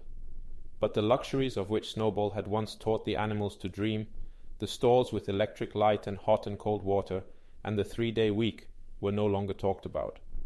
Napoleon had denounced such ideas as contrary to the spirit of animalism. The truest happiness, he said, lay in working hard and living frugally.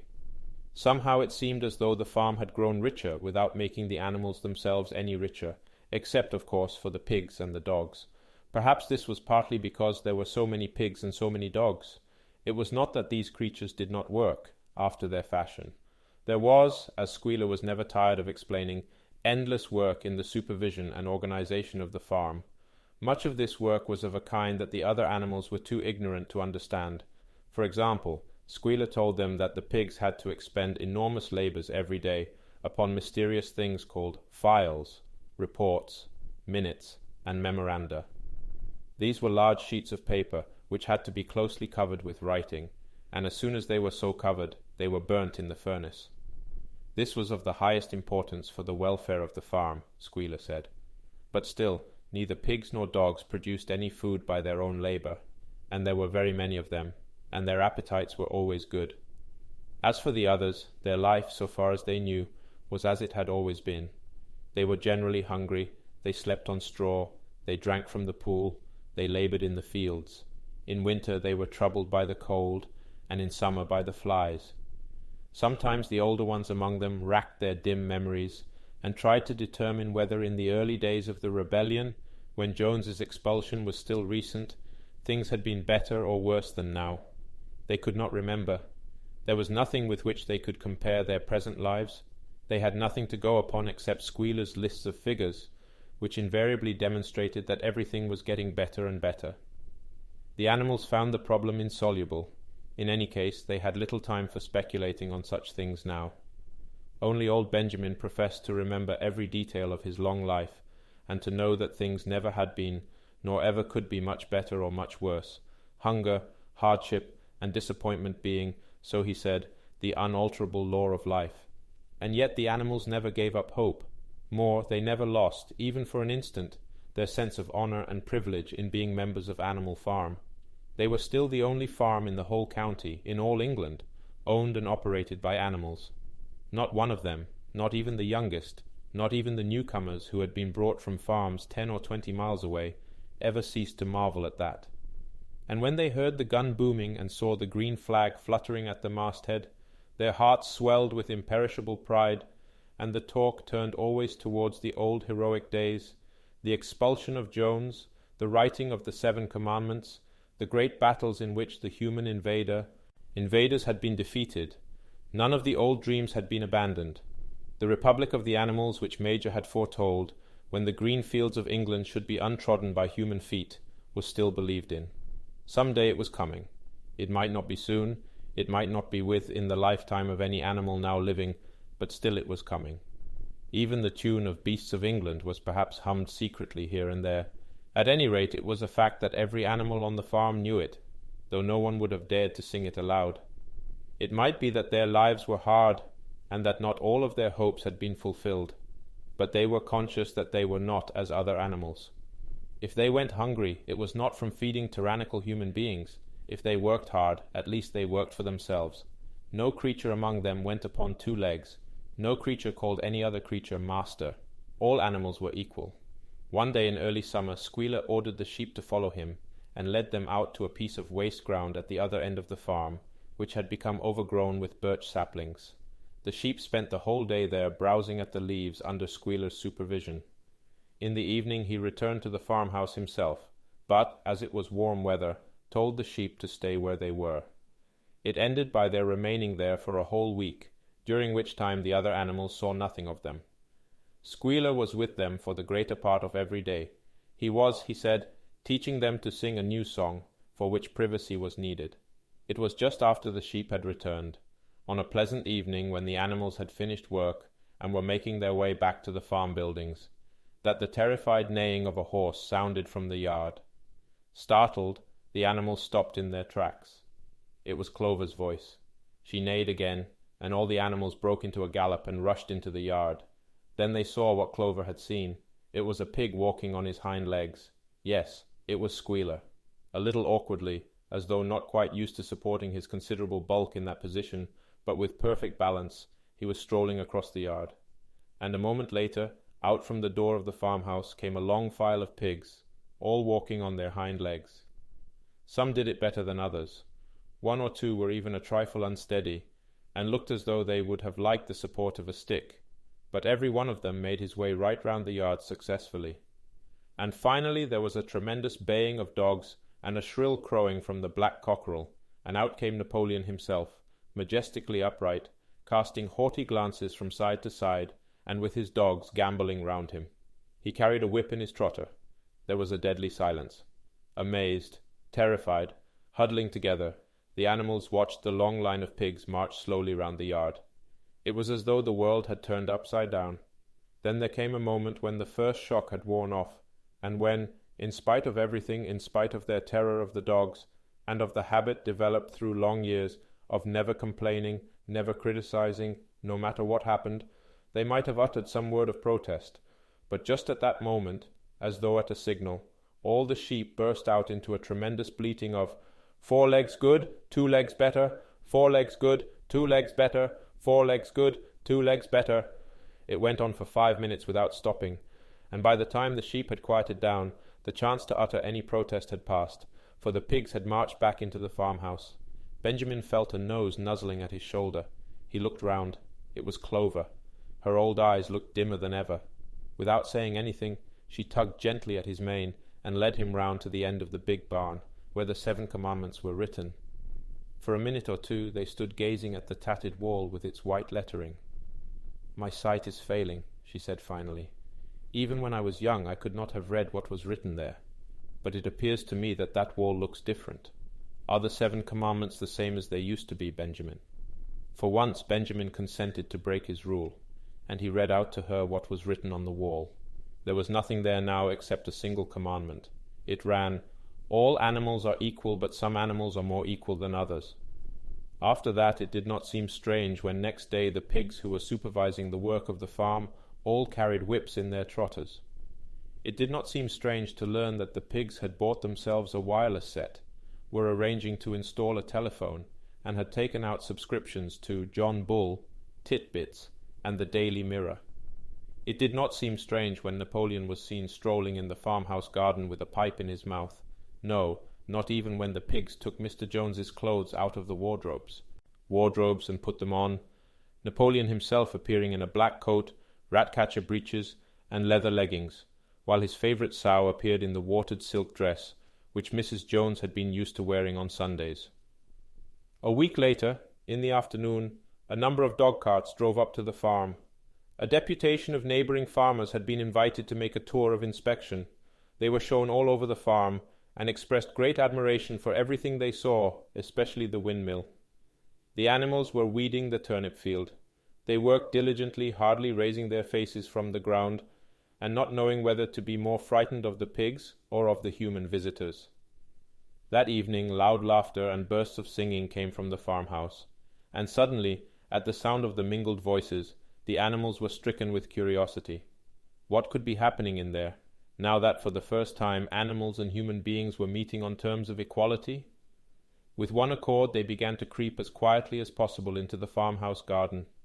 At the gate they paused, half frightened to go on, but Clover led the way in. They tiptoed up to the house, and such animals as were tall enough peered in at the dining-room window. There, round the long table, sat half a dozen farmers and half a dozen of the more eminent pigs, Napoleon himself occupying the seat of honour at the head of the table. The pigs appeared completely at ease in their chairs. The company had been enjoying a game of cards, but had broken off for the moment, evidently in order to drink a toast. A large jug was circulating, and the mugs were being refilled with beer. No one noticed the wondering faces of the animals that gazed in at the window. Mr. Pilkington of Foxwood had stood up, his mug in his hand. In a moment, he said, he would ask the present company to drink a toast. But before doing so, there were a few words that he felt it incumbent upon him to say. It was a source of great satisfaction to him, he said, and he was sure, to all others present, to feel that a long period of mistrust and misunderstanding had now come to an end. There had been a time, not that he or any of the present company had shared such sentiments, but there had been a time when the respected proprietors of Animal Farm had been regarded, he would not say with hostility, but perhaps with a certain measure of misgiving, by their human neighbours. Unfortunate incidents had occurred, mistaken ideas had been current. It had been felt that the existence of a farm owned and operated by pigs was somehow abnormal, and was liable to have an unsettling effect in the neighbourhood. Too many farmers had assumed, without due inquiry, that on such a farm a spirit of license and indiscipline would prevail. They had been nervous about the effects upon their own animals, or even upon their human employees, but all such doubts were now dispelled.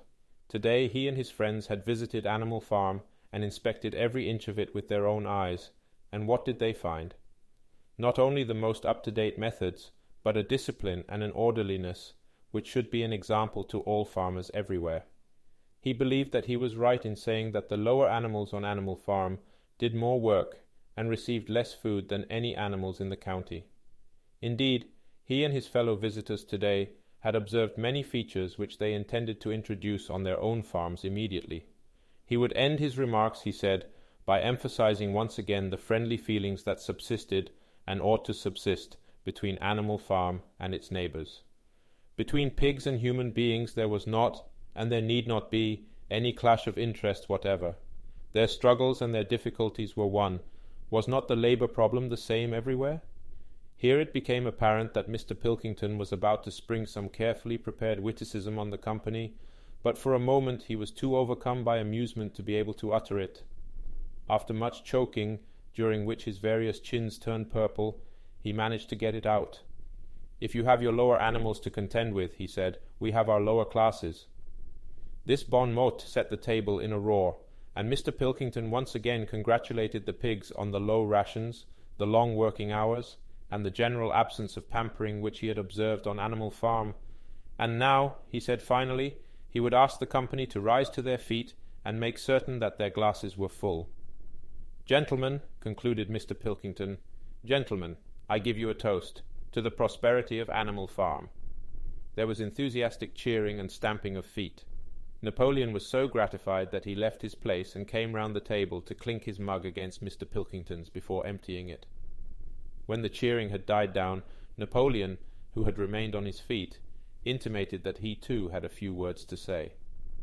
Like all of Napoleon's speeches, it was short and to the point. He too, he said, was happy that the period of misunderstanding was at an end. For a long time there had been rumours, circulated, he had reason to think, by some malignant enemy, that there was something subversive and even revolutionary in the outlook of himself and his colleagues. They had been credited with attempting to stir up rebellion among the animals on neighbouring farms. Nothing could be further from the truth. Their sole wish, now and in the past, was to live at peace and in normal business relations with their neighbours. This farm, which he had the honour to control, he added, was a cooperative enterprise. The title deeds, which were in his own possession, were owned by the pigs jointly. He did not believe, he said, that any of the old suspicions still lingered, but certain changes had been made recently in the routine of the farm, which should have the effect of promoting confidence still further. Hitherto the animals on the farm had had a rather foolish custom of addressing one another as comrade. This was to be suppressed.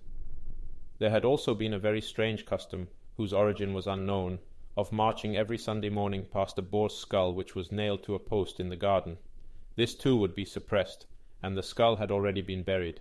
His visitors might have observed, too, the green flag which flew from the masthead. If so, they would perhaps have noted that the white hoof and horn with which it had previously been marked had now been removed. It would be a plain green flag from now onwards. He had only one criticism, he said, to make of Mr. Pilkington's excellent and neighbourly speech. Mr. Pilkington had referred throughout to Animal Farm. He could not, of course, know, for he, Napoleon, was only now for the first time announcing it, that the name Animal Farm had been abolished. Henceforward the farm was to be known as the Manor Farm, which, he believed, was its correct and original name. "Gentlemen," concluded Napoleon, "I will give you the same toast as before, but in a different form. Fill your glasses to the brim. Gentlemen, here is my toast, to the prosperity of the Manor Farm."